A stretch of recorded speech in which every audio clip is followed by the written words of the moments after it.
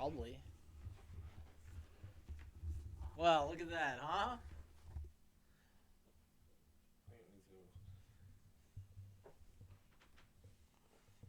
Welcome to Don and Lauren Morning Show.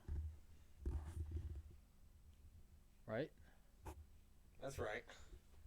That's right. Let's see. It works fine, right?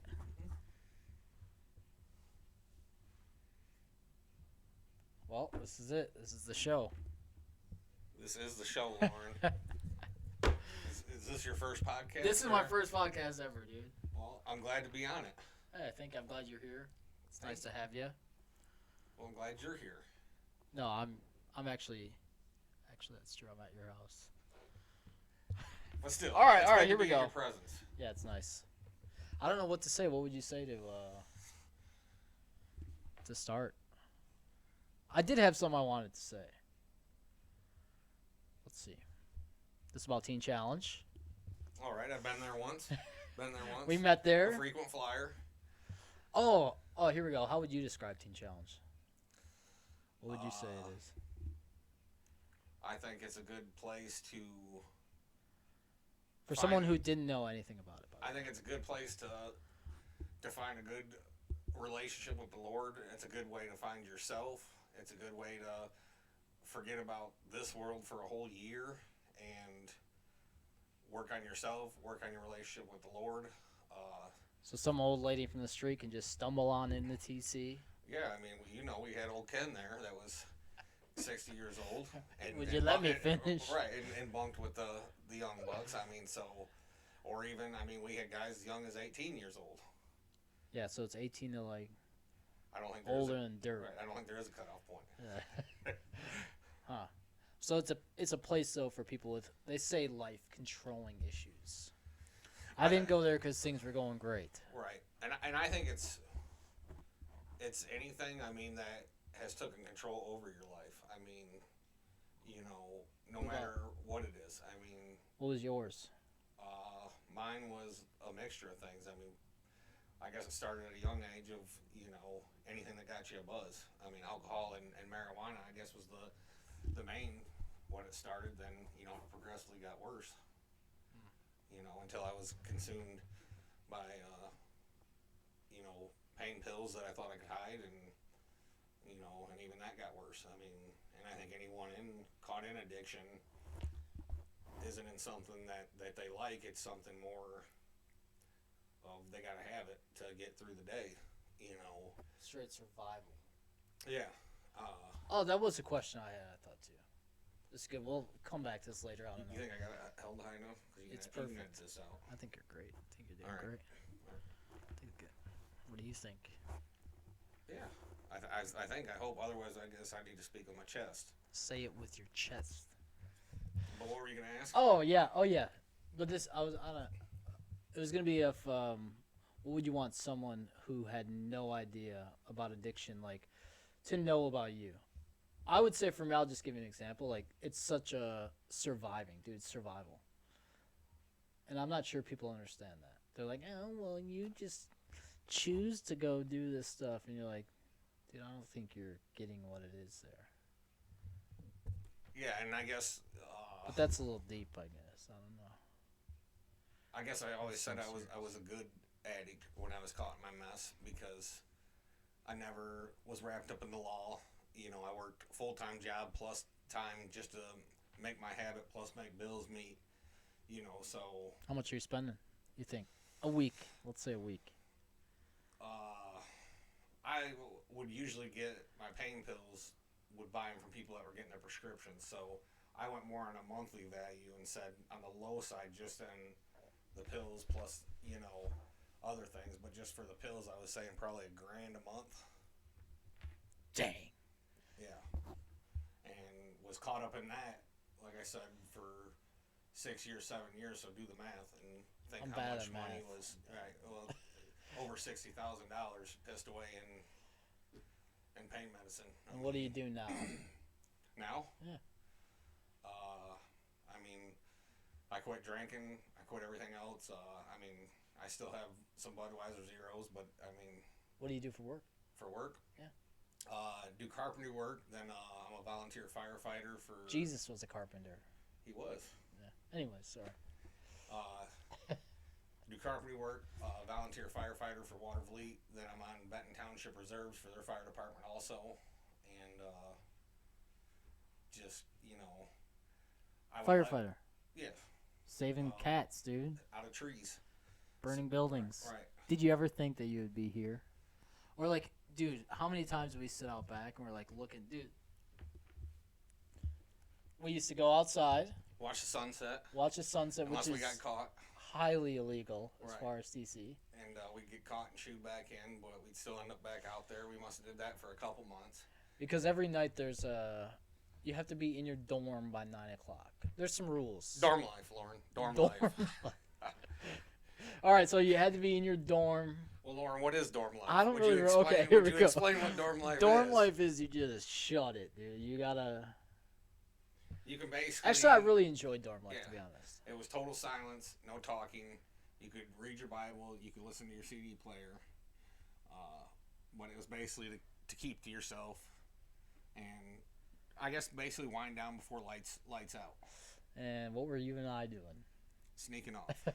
But I mean, I think of back in my younger years when I was a teenager, sneaking cigarettes and stealing Dad's beers and Yeah. sneaking out in the fishing boat. Our sneaking off was sneaking out back and talking about, because obviously Lauren's from Wisconsin, I'm from Michigan. We met in Teen Challenge and knew nothing about each other, but as time went on and seen each other every single day from sun up to sundown. Every day, even days you didn't want to see me. Right. You get a relationship that was one of the fire service. Where I'd be willing to lay down my life for any of the guys on the fire department or any other fire department that we go to assist. And it's the same thing in Teen Challenge, that when you see someone day in and day out, that you get a bond that is no other. And when I left there after a year, that was probably one of the hardest things, is people that you've seen every single day. Now you're waking up back at your home and you think, oh, well, after being at Teen Challenge for a year and not coming home at all, man, that must have been great. And truthfully, it's weird. I mean, Yeah.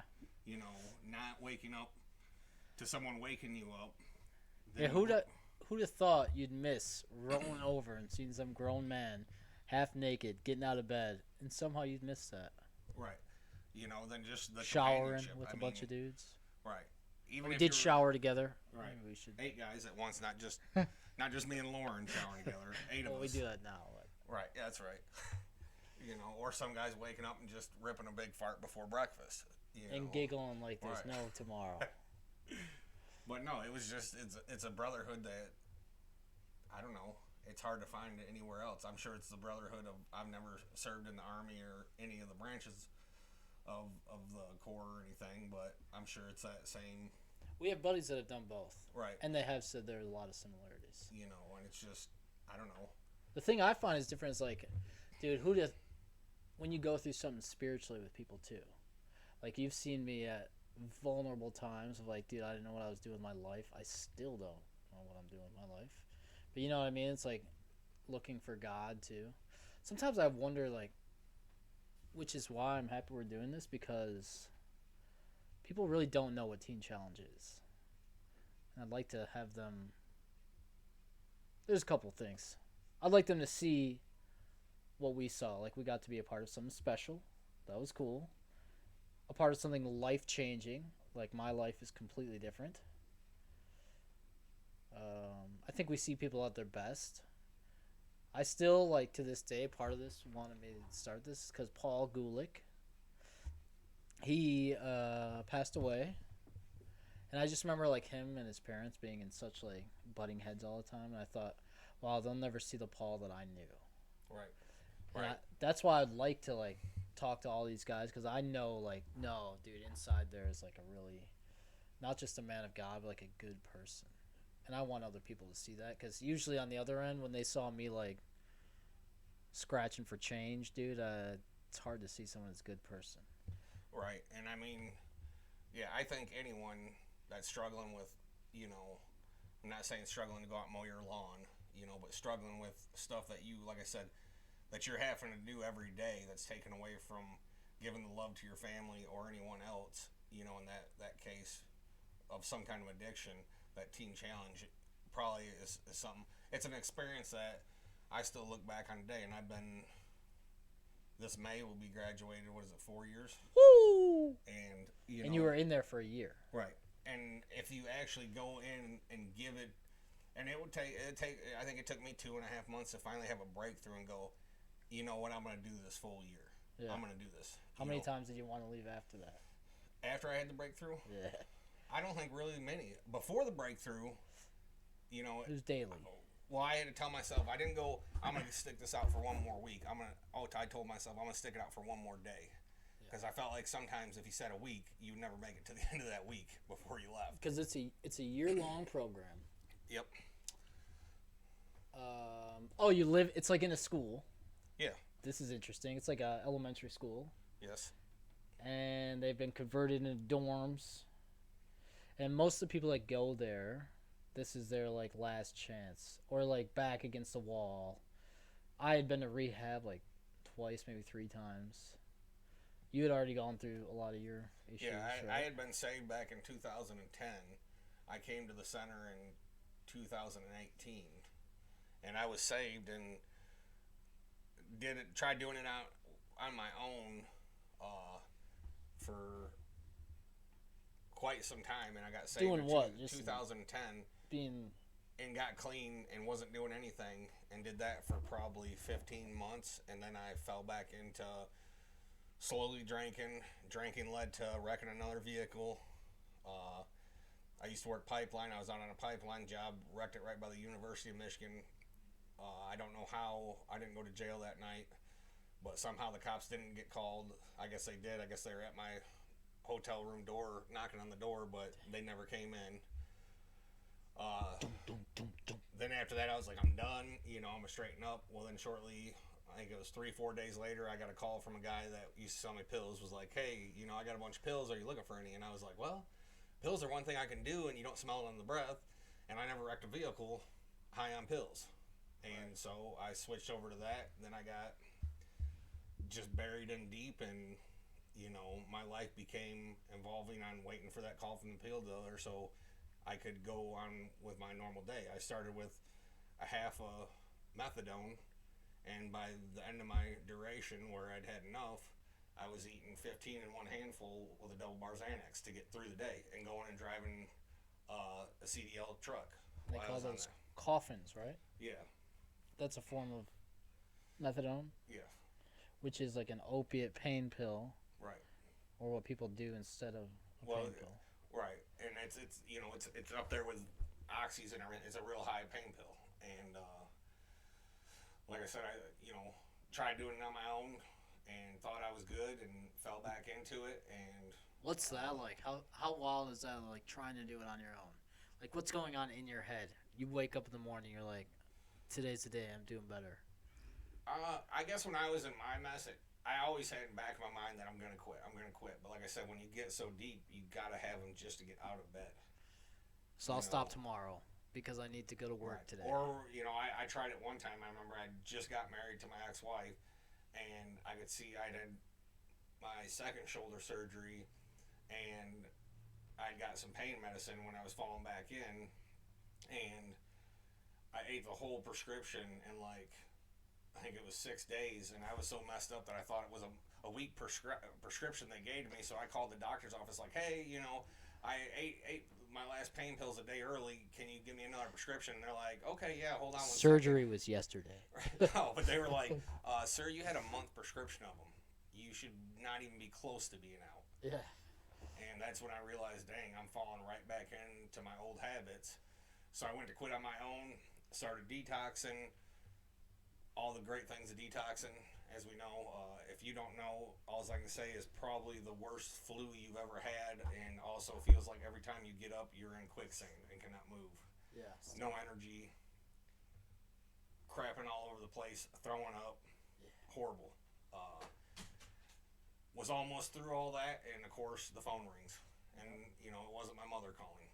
It was the pill dealer, and I can remember like it was yesterday. Him going, hey man, I got him in. You want him?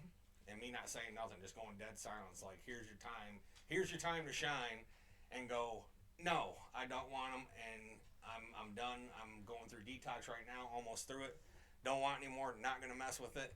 And he says again, "Hey man, are you there? I got them in. You want them?"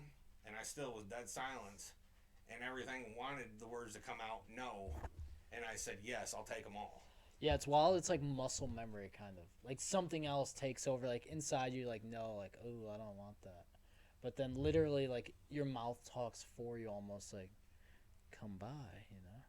Which I was gonna say, like when you had your surgery or whatever, and you knew that pills were coming. Did something inside you knew like, dude, I can't even do one, or I'm gonna try to do like. Well, so I had actually already fallen back in some, and I was slowly.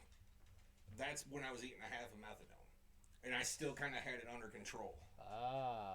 You know. Yeah. Well, then when I had my surgery, I was like, well, I can get as messed up as I want. I just had surgery. I'm in a recliner anyways because I can't even pick my arm up. You know, because I just had shoulder surgery.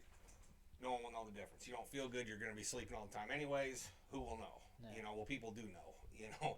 I mean, you see someone. At least myself, I can spot someone high on pills from a mile away. And a mile away. Because that was me for Yeah. a long time. You ever see Spider-Man? The one where he's like the black one, like the Venom or whatever. And the first day he does it, he's walking down the street. He's like, and people are like responding well to him. And then like after a while, he's doing the same stuff, and they're repulsed by him. It's like that first day, kind of like. Anyways. Well, yeah, because I mean, like I said, you still got it. You know in your head that, because after you do them for about, I would say, you get hooked on them for about 2 to 3 weeks is when then you know that if you stop, you're going to go through detox. It ain't going to be real bad then, but you still know you're going to go through a detox. Yeah, it's like a game you play with yourself. Like, ooh, one more day, it won't be as bad, or I'll taper down. Right. And it'll make it easier. But you never taper. No. You go to, and every single, and when I got deep into it, I was also getting prescribed them. Plus, I was buying the other guy's prescription. Plus, he was getting them from someone else. So I was getting 250 prescribed to me, just for my prescription. Yeah. Plus, I was buying his that was 125. I think I was getting off him. Plus, his sister's I was buying 50 or 100. Plus, he was going out and getting more. But like I said, when you're eating 15 a day in one sitting. Yeah. Plus, you probably throw in 1 or 2 more just to. Kicks and giggles. Well, I mean, you take them to get that not out feeling, you know, to be totally, you know. You know what I found out, like, as I was taking them? It was like, first, you take them because you need them every day. Well, I'm in pain, so I need this. And then it's like, it's a Friday, and you're like, dude, I'd like to relax tonight. This will be fun. I'll play some video games. And then you take another one. And you're like, oh, shoot, okay, so I can have fun with them, too. And then you, like, have a fight with whoever, spouse, whatever. And you're like, I'm very upset. And then you're like, I'm going to take one. And then you realize it becomes like this thing. Well, yeah, it becomes anything you can make an excuse for to take another one. Yeah. You know. Might as well. And then before you know it, you're around the clock. Right. And you don't even know what hit you. Right. Yeah, and it's like your brain somehow, like, is forming connections and, like, pathways of, like, yo, keep doing this, and tomorrow we're giving it to you even cleaner. Right. And then before you know it, it's just like, that's why it's so hard to come out of it, because everything you've ever celebrated, you've used that. Every pain you've ever had in your life, you've used that. Yeah, and then when you try to, like, re-establish life, dude, you're like so lost. Right. It was always this next month. When I run out this time, I'm just gonna go through detox, and I'm done. I'm gonna be done with them. I see the similarities in my diet. Seriously, diet starts Monday. Me and my mom have this joke. Right, and of course, every time you go 2-3 days into detox, the phone will ring. You know. I'll let you have some cheaper, even. Right. I'll throw you a deal. Right. You know that I had a buddy also who I'm hoping that I'll talk to on here. He's from TC. He told me that he was a dealer. And he was like, I knew when guys were going through that.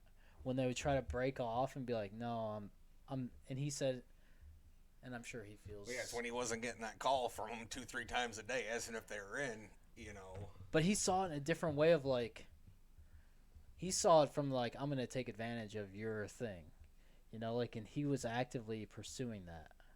Like, he was the guy who's gonna call you. You didn't call him and give him to you cheaper. Right. It's messed up. So I would like, but he's a great back guy. right. Anyone can change. Yeah. Back to the teen challenge thing.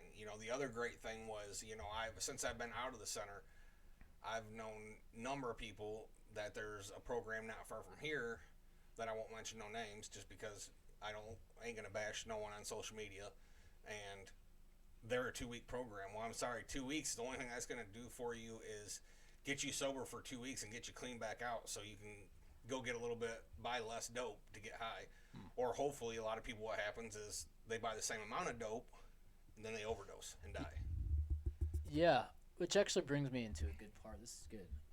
Why do you think Teen Challenge is different? Because there was one thing that's like significantly different, other than like another rehab, and it's like obviously Christ. Like, and to me, Teen Challenge is a community of people that like I somehow encountered that were following the teachings of God and Christ in the Bible. Like, that's what they did, and that's what they do well. Right. But it's also a place of like guys who lack discipline or need a little extra oomph when they tell you what to do. It's better if you don't have a choice. Right. Well, I think pretty much every addict has made have left home, have left their spouses, whatever, left their kids behind, so they could just make their own choices and didn't have to. Oh, true. Oh, well, I can't because I got to take care of my kids, or I can't. My wife, we're going to go do this, or my parents won't let me because they don't want. So if you take yourself away from all that, well, now you make your own choices. And with going to Teen Challenge is now you're going to do what they say. It's not a jail. They're not holding you there. You can leave at any time. But you're best if you stay. You're going to find some kind of end result from it that's going to make you a better person. And the same with they contact. Like I said, I told you I got saved in 2010, and I guess I would basically say an atheist before that. I didn't believe in heaven or hell. Really? What do you think there was? Or had you thought about it? What I thought there was you have this time on earth, live it up. Yeah. With every fifth you can slam and every good party you can go to, get there. Because this is all there is. Once you're dead, you're going in the ground and you're worm food. That's what I thought. Then one day in 2010, out on a pipeline job, I'd seen this yellow truck at the end of right-of-ways, so I knew that yellow truck was affiliated with a pipeliner. Well, pipeliners kind of dress in a certain way, button-up shirts, flannel button-up shirts, slip-on boots, so you can kind of tell one of them, I guess the same as you can tell someone that's walking with Christ, compared to someone that's really not, if you sit there and actually, walk with them, and see, you can pretty much tell. Or with a few words that they say to you, you can tell whether they're walking or they're not walking. Yeah, isn't that the biggest compliment if someone's like, are you following Christ? Or like some guy literally said, are you a Christian? Yeah. But so I walk into the store and go down this aisle, and of course I see a guy and I'm like, I bet that's him. So I a pipeliner. Yeah. So I bump into him and I said, excuse me, sir. Joe Shingle Diggins, maybe. Yeah, that's who it was. So I bump into him and I said, excuse me, sir. I said, is that your yellow Dodge Ram out there? And he turns around and says, praise God, it is. And the old me, which I went through some troubled times, had a real rough night the night before because we only had one night off, Saturday nights, and Sundays were your time to go do groceries and laundry or whatever. And I got drunk, and my out-of-town boss, Terry Cunningham, was like my out-of-town dad too. And I got really drunk and was cussing at him and everything else and just felt real low about it. And this guy turns around and he says, when I ask him about his truck, he says, praise God it is, which usually when that would happen, I would say, oh, okay, cool, we'll see you later, and head the other way. And this guy just started talking religion stuff, and I just ate it up, and finally he goes... In the store? Yeah, in the store. And finally he looks and he goes, looks at his watch, looks at me, and he goes, well, brother, he goes, pats me on the shoulder, and he goes, we better head our separate directions. He's like, because since we've been talking about the Lord, ain't no one came down this aisle. And he goes, but I'm staying up in the trailer park away from the big one here. I got my camper over there if you want to stop by and we can talk more. And I said, well, I really like that. So we go our separate ways, buy my grocery, he buys his, don't see him anymore in the store. leave. Well, I get home and like just this, I don't know, almost like knife like digging in your heart. I would, not really like butterflies in your stomach, but just like kind of like a tug or a pull. right. Yeah. And I was like, you know what? I'm gonna throw my groceries in the freezer, throw the rest of them in my camper, and I'm gonna shoot down there and see what else he has to say. You threw them in? Yeah, just threw them. Oh. They were all over the place. And so then I head down to his place, I beat on his door. He opens it up, and he says, "Oh man, I figured I'd never see you again." Oh, so he gave you his address. Well, I knew he just said, "Oh, the truck." Right. See his truck there, pull in, beat on the door, and he says, "I figured I'd never seen you again." And I said, "Well, I was just really interested in what you were saying in the store. I just wondered if you would tell me more, Oh my And he was gosh. like, well, "Yeah, praise God." He's like, "Come on in, So I come in, and he starts talking stuff, and I'm thinking about my childhood when my grandma passed. I was gone drinking, and my brother came in, and I could see my brother's eyes were teared up. I've never seen my brother cry, but his eyes were teared up, and I knew before he even said anything about my grandma that she had passed. Dang. And I was out getting drunk. And like when he said, like, the devil will steal things from you just to get you farther away from the Lord and make you think that, well, how is there a God when you're going to take my grandma from cancer, And it was like, no, the devil had me so fooled that I was gone getting drunk when I should have been by my grandma's side holding her hand, while she went to the kingdom, not out doing foolish things.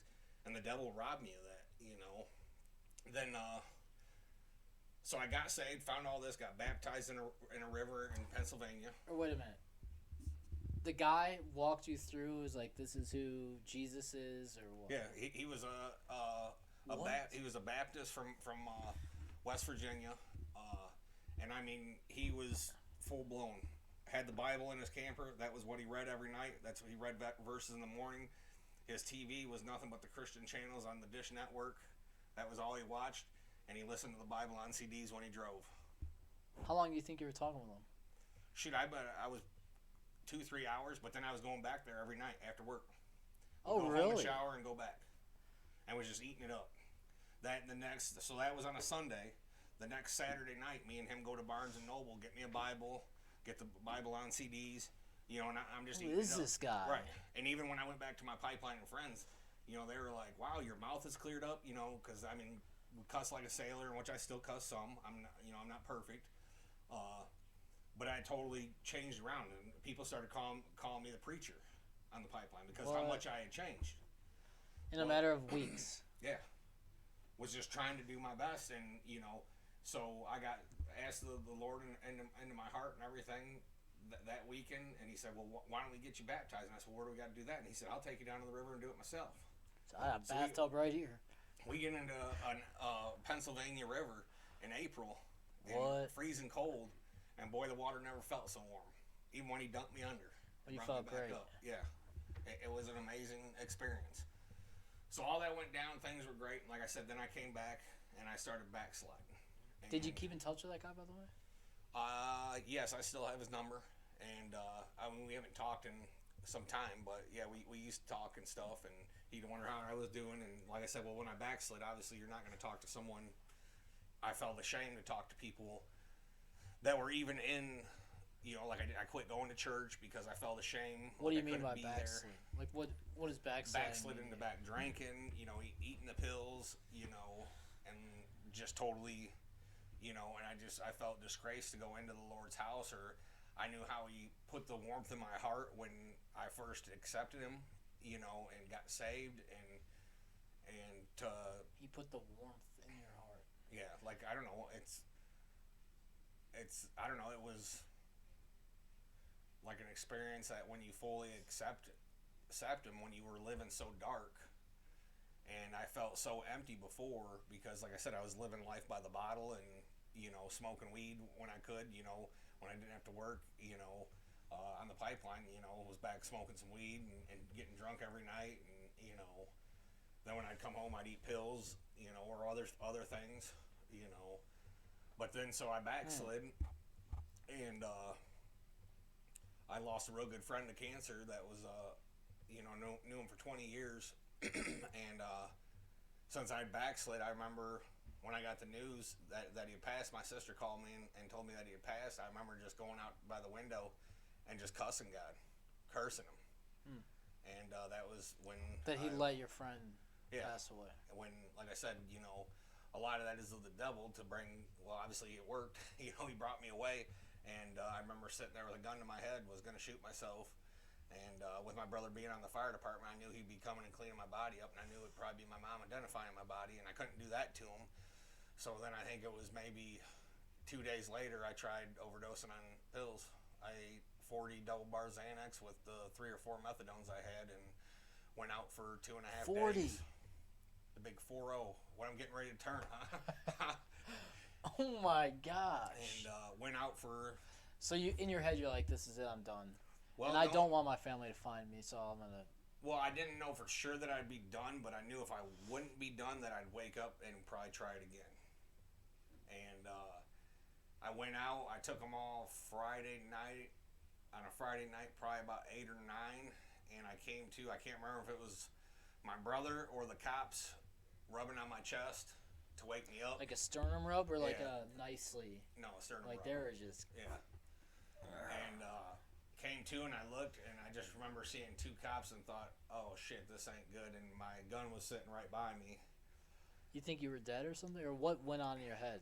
You know, I have a lot of. No, I went like I'm in trouble because, like I said, I'd never yeah. really been in any trouble, and I thought, great, now I'm gonna be in trouble with the law, because they're here, and I look over farther, and there's my mom bawling, and my brother's there too. Well, then 2 firefighters that I served with at Watervliet came and got me because they were both on the ambulance, and they took me out of there, and I went in intensive care for a few days because my kidneys were shutting down. Were you still groggy and stuff on the gurney, or like I was were you still talking to him? No, I think I was talking, but I wasn't remembering much. I was pretty ashamed because, like I said, obviously these are 2 of my brother's co-workers. He was also at this time he was a lieutenant at Watervliet, so both of them guys are under him, and they're having to come get his little brother. So it was a pretty low point in my life, and they took me in. The doctor said that basically if I'd have laid there for a couple more hours, I would have been on dialysis because of obviously being dehydrated and everything else. It was 3 days, you said? How long was it? That Sunday. Yeah, it was Friday night, and Sunday the cops asked me, they said, "Do you know what time it is?" And I said, "Yeah, it's about midnight Friday night." I thought it had only been 3 or 4 hours I'd been out. And he said, "No, it's Sunday, 10:30 at night." So your family had been looking for you. They were calling. Actually, they had been calling, and I hadn't been answering. So my mom, or my sister, called my brother and said, "You need to get over there to check on Don." And that's when he got over there and found me unresponsive. So that's when he called my sister back and said, "Hey, he's breathing, but he's unresponsive. He's not waking up." And my sister said, "Are you saying unresponsive?" Unresponsive. Do you mean unresponsive? Unresponsive. So she ended up, I guess, calling the law. That was a joke, by the way. I was just joking with my friend Don. So she called the law, and they came, and I'm now in the hospital. My whole left arm was totally useless, so I thought I'd had a stroke while I was out, and they said, "No, you must have went out on it and pinched the nerve off." So that was a little scary. So I was like, okay, I'm done with the pills now. Well, then next. You're saying you wake up, you're in the hospital bed, and you try to move your left arm. Yeah, and literally, like, I would pick it up to here, and I'd let it go, and it dropped so hard that, like, it literally felt like it was gonna pop my elbow out of socket. Like I had no control of my arm. Dang. Like it was completely dead. You couldn't feel anything. They could touch it. Right. Okay. And so that went on, and next thing I know, my pastor friend, Ed Ridge Creek, comes up to the hospital. I think my mom said she didn't call him, and he comes up and he says to me, he goes, "What's going on, man?" Because he knew when I got saved in 2010 how good things were and all that. And he goes, "What's going on?" And I said, I'm just done. And what I meant there was, like, I'm done. I don't want to live anymore. And I think he took it as, like, I'm done messing. Right, right. And he goes, "Well, Don, look, the Lord's picked you up. You were a train wreck. The Lord's picked you up, set you back on the tracks. You can't look to the left. You can't look to the right now, and you certainly can't look behind you. He said, now you just got to go forward, you know. That's pretty good. And he goes, I know this place, and it's called Six Flags Great America. And he said it's called Teen Challenge. And I said, oh, okay. Well, I was game, you know. Like I said, I'm all. How did he know Teen Challenge, by the way? He's a pastor, has a church, and they come to his church. So he learned about them. Come to his oh, for a rally or something. Yeah, for rallies. Which is a cool part about TC is that the community around it really goes like hand in hand. Yeah. Side by side. Yeah, they do. I mean, you know, a lot of addiction, and I never thought I was an addict because I didn't shoot up and I didn't steal from no one. But that's not the truth. When something takes part of your life that comes over regular living, you're an addict. Yeah. Right or wrong? I think Or, that's or right. how would you describe it? I mean, anything that you need to get through the day with, you know. Yeah, if there's something you can't have, you gotta. Right, and if you're gonna if you're gonna lie to get it or whatever else, you know, and it's taken such a big hold to, like I said, where you would leave your spouse or you would leave your family or your kids, then you got problems, and you know there is help, you know. So he tells me about this program, and he goes, the kicker at the end, he goes, but you know it's a year long, and I'm like, okay, but you get to come home for the weekends or what, or you know. And he said, well, I'm not for sure about that, you know, but I can find out more information if you want to know. So No, right, you don't. You get a 3-day and a 5-day if you do well and they allow you to go. So after 8 months in the program, you get 3 days off. Right. And after 10 months, you get 5 days, which is kind of like the process of getting you back in the. Right, but you can't. I focused on that before I went, and I was like. So I had to go home and I had to get my arm better before I could go because you can't take another brother and have him help you because then that's taken off of his walk. I mean, we all helped each other in there, but you can't expect someone to drop everything they're doing to. I'm pretty sure I buttoned your pants for you, so. You may. Did you ever wipe my ass? I don't think so. Right. But you might have asked a few times. I could have. Okay, thank you. It's probably after one of them good morning farts, huh? Yo, I wanted to get into breakfast and stuff, but continue. Right, so we're getting to it. So I had to go home, and I think I was home for 2.5 months before it was ever time to go. What was that like? That 2.5 months before you were going to help? So the 2.5 months, you know, I had a nice house, vehicles, all that, you know. Well, I was losing all that because obviously I can't work now. I got to figure out, you know, like I said, I felt so lost that I can't even describe it. And so about 2 months goes by, and my sister's stopping by and stuff, and she's going, "You're not gonna go. You're not gonna go get no help, are you?" You know. She's just scared. Right. And I'm like, yes, you know, I'm fighting with my mom now all the time. You know, I'm arguing with my sister, you know, because if it wouldn't have been them pushing me, I wouldn't have went probably. I felt. And they're all hurt and confused right. and wanting to help and.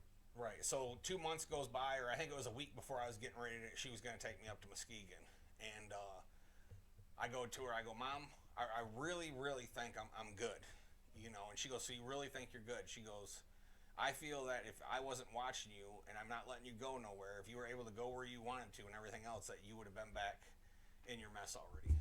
Would you have? Maybe not right then because my arm being so messed up, but yes, I would have. Yeah, for sure. You know, and what really brought that to light was I told her once I was in the center, but my sister's kid had leukemia, and when he was up in the hospital, met a girl, Zoe, and she became, you know, real close. We were all close knit. Well, my mom and stepdad went to her quinceañera, and when they left, I had gotten to the liquor cabinet and started slamming shots. At her house? Yeah. Why I was staying there before I went to Teen Challenge. Yeah, yeah. So now looking back, just out of necessity of like, dude, I need just something. wanting that buzz. Oh, okay. You know, and so I wasn't good. Yeah, you know, yeah. I was. So you asked, would I? Yeah, maybe not. Maybe not if she would have been letting me go places right then. But when I would have got back out on my own, yes, I would have, and I probably would be in the cemetery right now. Yeah. Sometimes it is hard to think though, like that. Like if you didn't have a break, if God wasn't your rest, you know, like I really think he is a rest for our soul, and that you do start to look for that in other things. Like, for sure, like, dude, I like a buzz just to relax. Like, dude, I need to take off, take a load off. And to me, that's what that is, and what you're talking about. It's like an escape from reality, but it's an escape that you feel like you need. Well, and not only that, but I think it puts a peace in your heart, like not afraid to die. Oh, And what I mean by following that, God. I don't mean going and sucking the rifling out of your barrel of your shotgun. I mean that if I was to get toned out tonight while you're here, What if I did it? and heaven forbid there's entrapment and a house fire, I'm gonna go and give it my all, and if I don't make it out, Oh, I see what you're saying. that's part of the role I took on, and I mean that it sucks, but that's what happens. I mean, we just lost a firefighter in Pawpaw that went out for power lines down, and another power line happened to snap and hit him, and he's 26 or 28 and left a wife and 3-year-old behind. But that's what we signed up for. But that's what I mean about having that peace. I just lost my brother-in-law's father just passed away, and my sister called and told me, Like last week, right? yeah, my sister called and told me he also got leukemia, and by the time they found it, it was already stage 4. And basically told him that if he didn't do treatment, he would only have two months to live. But he didn't do real good with it anyways, and he passed away on Saturday morning at 2:10. And I guess Thursday night, like, he wouldn't go to bed because he was afraid he was going to die. Dang. And I don't want to ever be at that place where I'm afraid, where I'm sitting there telling you that I'm afraid I'm going to die, because I want to know where I'm going. What do you think the difference is, say, when you're using and you're like, because there was a point where it was like, you knew it was possible. I think just as we got that peace in the Lord, as when you're caught up in that mess, you have that peace and that buzz. Where it's like, dude. if I die in this buzz, hey, at least I had a buzz. It is what it is. I went faded, I went happy, and I think you're so messed up that you're really not even, you're just thinking about that high. I mean, as well as I know, we like I said, I've been caught up in the mess since I've been 12 years old. I've had a lot of friends around this area that have died from heroin overdoses, or just having lethal heroin.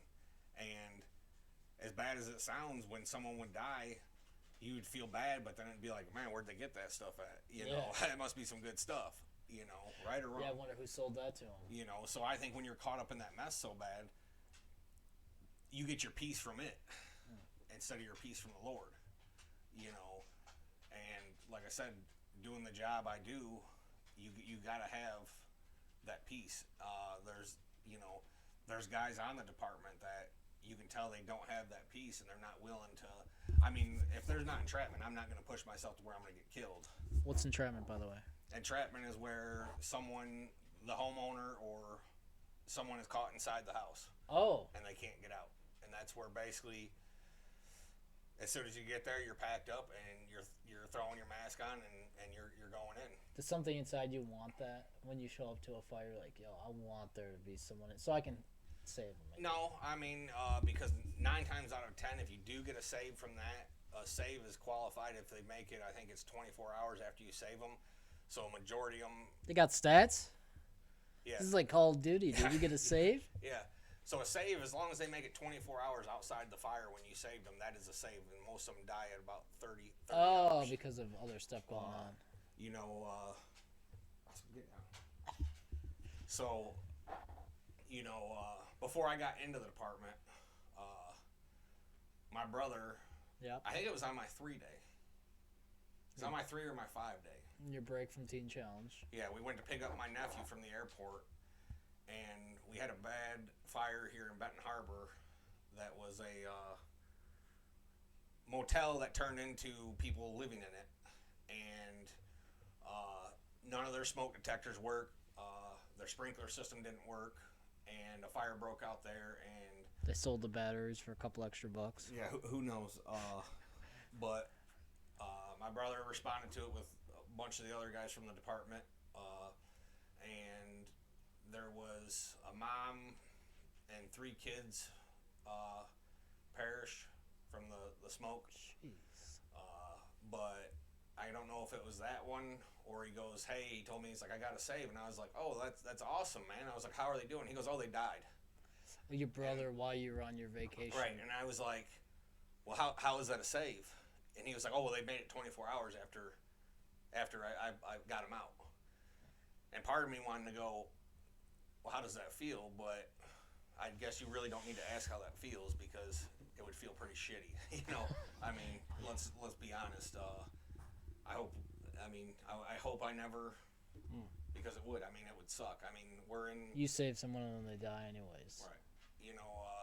The one life-saving award I did get, I didn't even pump on the lady's chest. I was grabbing stuff for the paramedics, but because I was on scene, I got it. But every person's chest I've worked on for full arrest has not made it, and it's been multiple people, and it's not a good feeling, I got a question for you.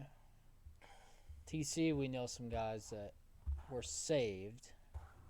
Their life was saved, but then their life was lost to overdose or whatever. Obviously, that's a crappy feeling, but it's probably similar. Like to be a part of. I picture your brother going in and saving someone. Like, dude, someone went in and saved like Anthony, and we saw the best in him, but then he passed away. That's like a tough thing to think about. Yeah, and I'd have to say probably, and it still sticks out in my head big time when I first got on. It was my first full arrest. The lady was 42 years old. What's full arrest? Heart attack, heart stops, overdose, where you're not breathing, your heart's not pumping. That's tone out for a full arrest. We can go direct in our personal vehicles. Get there to the scene and start pumping on them. Code blue? No, just it comes across full arrest. Oh. And she was 42 years old. I get there. Like I said, I've been out of the center now for not even a year. And as we're working on this lady and I'm pumping on her chest, I happen to look up to the corner of the room because you try not to make eye contact. It makes it a little bit easier. You try not to look at their face. With the person you're going to save? Right. It just makes it easier. Why? It makes it easier because a lot of times you don't save them. Oh, so and the more look you get at them, the more it sticks in your brain. Same with car accidents or anything else. We're working on her. I look up as I'm pumping on her chest, and the person I see in the corner of the room is my old pill dealer. Oh. Yeah, and it's an overdose. Yeah. And right. And he knows you know. Well, right in back of my brain, my brother told me when I overdosed, he wanted to know who the person was, and I wouldn't give his name up, So I felt like, damn, if I would have said something, I mean, obviously she would have still. It's the same guy in the corner. Right. Your dealer and her dealer. Must have been. Yeah. So I felt after that one was over and she passed, we couldn't save her. I felt like I maybe could have not even been in that situation if I would have said something to my brother and my brother would have took care of it. But I mean, regardless, someone that's caught up in the mess is going to find their mess somewhere. So I mean, I don't blame myself, but I feel like, there was something else I could have done besides pumped on her chest. You know what I mean? Yeah. So that was hard. That's really made me open up my eyes not to fall back into my old habits, because, I mean, your Pastor Darren always said, you're going to play Russian roulette. And when I would talk to him, I'd say, no, it's not playing Russian roulette. The whole gun's loaded for me. If I go back to it, it's a loaded chamber. I mean, remember there was this coach who would give his testimony and say, I'm $5 away from being a crackhead. Because it's true, dude. But he would say it so, matter-of-factly, What? Yeah, it's wild that you want to, I want to depart from that future, or from that, existence of mine. I'd like to separate more from it. But it is true, and you're, always still, no matter how far away I've come from that stuff, it's, it does feel, vulnerable to it still. I mean... if you heard I overdosed, you wouldn't be, insanely shocked. You're like, yeah, well, he must have been going through something. No, I wouldn't. I would be mad. Yeah. I guess, I'd be hurt. Yeah. You know, I mean, I think I don't know. I just feel like I said, it's not an option for me to go back into pills, you know, or go back to drinking because I know where it's going to lead. I mean, I know if I start drinking, I thank God in all the blackout drunk times I drove that I didn't kill no one.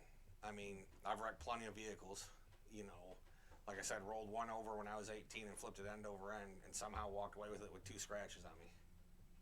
You know, but it could have been worse. I could have hit a family, you know, and killed them all. It's wild, like, you didn't know in the beginning what to expect or, like, what it would lead to. Right. And, like, that's part of it is, like, dude, I didn't know, but now that you do.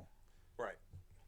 Like, that really is the difference. And you have the clean slate to do it. And, I mean, you see, being on the department, you see what the stuff does. I mean, we had a call, I can't, it's been some time ago now, years ago, and had a call out to Lane's Automotive, with extrication. Extrication is where you have to use the tools to get into the vehicle to get them out. And this is a parking. The jaws of life. There we go. But this is a parking lot, so you're thinking extrication in a parking lot. Dispatch must have messed up. It has to be on the off ramp or on the on ramp. Our off ramp is a sharp turnaround. People can roll off on it, you know. Or on the on ramp must have got hit as they're going on. It can't be in the parking lot of Lanes. Well, it was in the parking lot of Lanes. This lady was high plus drunk. Must have thought she was on the on-ramp to head back towards Battle Creek because that's where they were from. Does 70 down the parking lot and smokes a parked semi. With a 4-year-old in the back. Oh, jeez. With no car seat. The mom said she wasn't she was too messed up to drive, and the aunt said she was all right to drive. Broke the little girl's femur. We had to extricate her mom out and had her femur sticking out the bottom part of her leg. Broke through? Yeah. Goodness gracious. So, I mean, that's what alcohol can do. I mean, yeah. Another one when I was shortly on had a bad accident. Kid I went to school with, and he had hit. There was a pill bottle there, so I imagine he was probably under the influence of pain pills. And smoked a tree doing about 75. The motor was at least 50 yards away from the car. And these are things you're seeing as a firefighter. Right. That are like kind of still messing with you. I would say probably helps me keep my sobriety. Oh, yeah. Like this, you know, like the Lord saying, see, Don, you see? Yeah. Mess up and, you know, go have you some drinks and, you know, they could be coming to get you out, you know. Mess around and find out. Right. Did you know that my first call when I was EMT and I was on a firehouse, I was doing like shadowing or something, you go in, and my first one was an overdose. And we pull up in the scene, and some guy in a Walgreens parking lot, he's just bluer than you can imagine. And I got to get on there with the chest, you know, like the bag. Saved him. Came back to life, Narcaned him. He was a jerk, dude.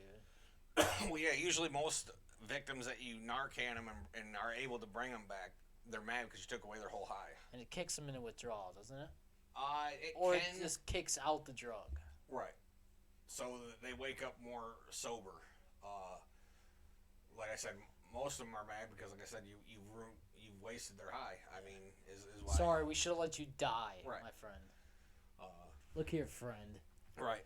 But back to Teen Challenge. Yeah, tell me about Pastor Sam, dude. Oh, the Shep. Yeah, who's that guy? Oh, the shadow boxer. Yo, shadow boxer. Good man, a man of God. But he also lives at Teen Challenge. Yes, he lives at Teen Challenge. But then there's also times where you would like to punch him in the face. Am like I right me. or wrong? You want to punch me sometimes. There's times where, like I said, we got a relationship. Dude, I remember being in the dorm with you one time, like getting ready for chapel, and you were just so mad at me. I might have kicked you in the shin or something, but I don't remember why you're mad, but it was something. I just remember like, oh. Hey, that's the whole story. Anyways, new story here. But no, it's a year-long program, but it's a program we needed because I worked on a payroll since I've been 14, but most of that whole time I'd worked while I was high, you know, maybe buzzed, being drunk, you know, on pain medicine, And when you come to Teen Challenge, they have a small work duty, and it's really not even work. I mean, it starts at 1 o'clock, it's over at 5. Yeah, because you can't get a job, right? You Right. live at the center. Right. You live there. And like you'll go there, and my excuse was to leave it first. Well, I got to go out and make money. I can't be here. I need to. But no, you got the whole year. Trust me, everyone outside of the program, or even if you ain't got no one outside the program, if you ain't got no one outside the program, then you really ain't got anything to worry about anyways. Yeah. So take that year in. Take it. I wish I knew now how's it go? I wish I knew then what I know now, because I would have took more out of that year than what I did take. Because I would have just let everything outside go, and I would have sucked everything I could up from there. You know, and really, you know, like I said, it took me 2.5 months. So that was 2.5 months I wasted that I could have been. What do you think stopped you from taking in that stuff? Because, everyone you meet is like, I wish I would have tried harder then. But what in the moment doesn't feel that way. In the moment, you're just like so overwhelmed. Well, I think in the moment you're still caught in your own old ways. You don't want to be told what to do. Well, you know, I'm here at this place. You know, basically you got to ask to take a piss. You know, right or wrong. Yeah, you know, I mean, if you're in class or at chapel, you need a buddy. Right. You know, and so I mean, you don't want to hear none of that. You want to do what you were doing. You know, you want to be out there, what they say, hucking and bucking. Hucking and bucking. You know, you worked in the kitchen. Right. I did. What was that about? It was good. Or how many guys did you have to feed? Oh, buddy. Well, let's see. When I was in, we had, I think, 63 or 68 mouths to feed just in our center, plus another. There's a women's center. Right, 20 something or 35 from the women's center. Yeah. So basically, about 100 people we had to feed. Yeah. With all donated food. You know, I think that the only thing they buy is some spices, sugar, cheese. No, did they? Nah. But no, it was good. What'd you make? What were the meals like? Who put together the meals? Well, who'd you work with? Right. I worked with a bunch of great guys. I mean, some of them irked you. But when I first got in, yeah, really got you going. Yeah. When I first got in, it wasn't. Todd was over it, and it was good. You know, had some good times in there. Then Hanson took it over. It was really good when Hanson was there. Let me say this. In the morning, you come down for breakfast, and you get 1 cup of coffee, and you get your plate. And we can't take what's on your plate. We have to take what's on our plate, which is like a practice in self-discipline, right? Right. But it's also, there's a lot of guys, and you got to figure out how to do this. But how much coffee were you drinking in the kitchen? No, honestly, like I said. Like, you can come clean now? No, like I said. Because we know this is where it happens. Honestly, I didn't drink no extra coffee. But getting some extra grounds or coffee beans from the pantry.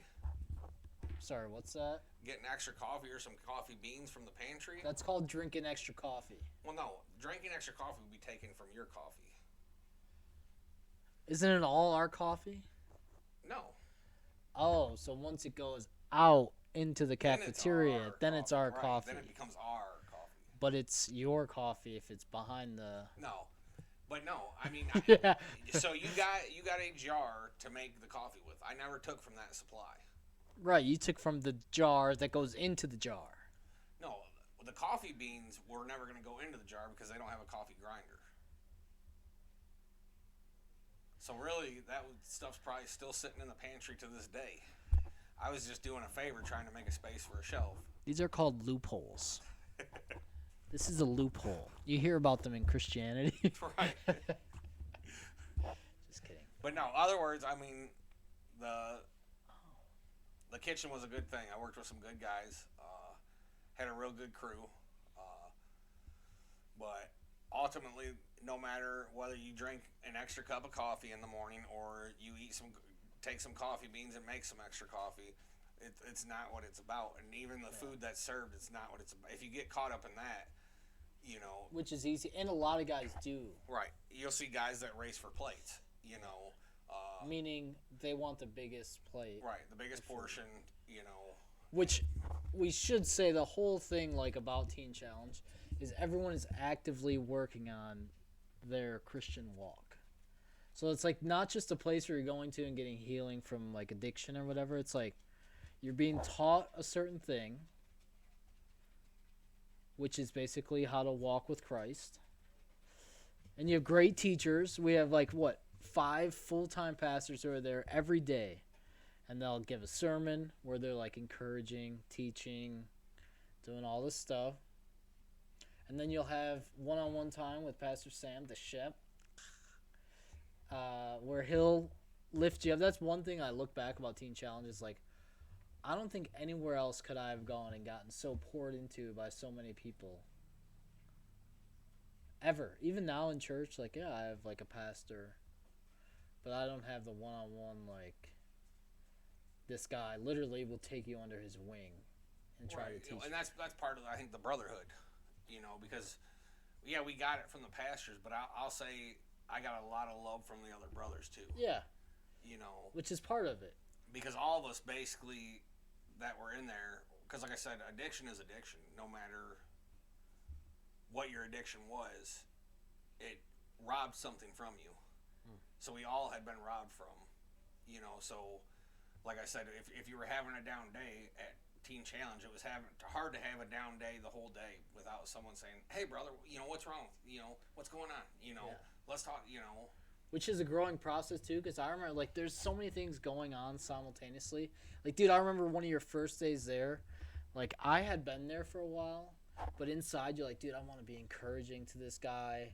Like, I'm trying to walk out there. I remember praying for you up in the bathrooms, which to me was like a big deal to go and pray for someone. Right, and it like you speak back to the first day. Like I still remember the first days I walked through. There was a car wash that they put on the car wash for donations. Yeah.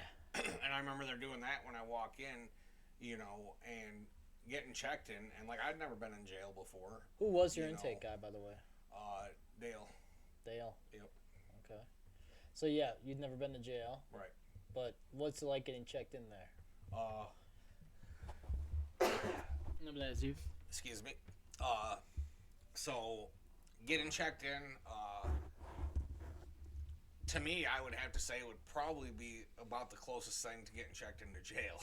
Really? I don't know. I've never been to jail. I've never been in something like that. I never went to a rehab. Like I said, I felt like Arresto because I had quit everything. Yeah. Then I had fell again. And I'm just surprised that you said it, because when I did intake, like I was the intake director for a while, meaning I was Dale for you. Right. Who I would talk to new guys, and I made such a point. Well, I mean, no, Dale was very encouraging. It wasn't, okay, what I remember of it, okay, he was very encouraging. So this is what I meant by jail, so don't take this the wrong way. Like, oh yeah, they bring you in, they, cuff you and they take you down, No, he was very encouraging, but then, like I said, my comfort was my mom still being there. Even though I was 30-something years old, I'm at a fragile point in my life. I've lost everything, I'm coming off of drugs. It's a culture shock. It's like a whole new thing. Yeah. That you never even knew existed. Right. And so we have this talk, and my mom, gives me a kiss. She's crying, because she's finally can probably get a decent night's sleep because she knows she's not going to get a call in the middle of the night saying I'm dead. Yeah. Because she knew I was going to be in good hands there, not going to be able to get anything, and was hopefully going to change my life around. So she's probably ecstatic. Me, on the other hand, was very not ecstatic. Yeah. I'm walking in, don't know none of these guys. Yeah. Everyone seems very friendly, but when I was walking in, I was kind of like, I don't want to be no one's friend. I really don't want to do this, Yeah, it's like the hardest decision of your life. Like, okay, I'm gonna. And so then my mom leaves or whatever, and Dale goes, okay, well now we got to get you dressed in or whatever it's called. Showered in. And I'm like, okay, well I actually just took a shower before I came here. Let me put my glove on. And I had Mike Reynolds, and what was his name? The other guy. Hell, I can't think of his name. He graduated. Stash? No, not Stash. Shane Perry.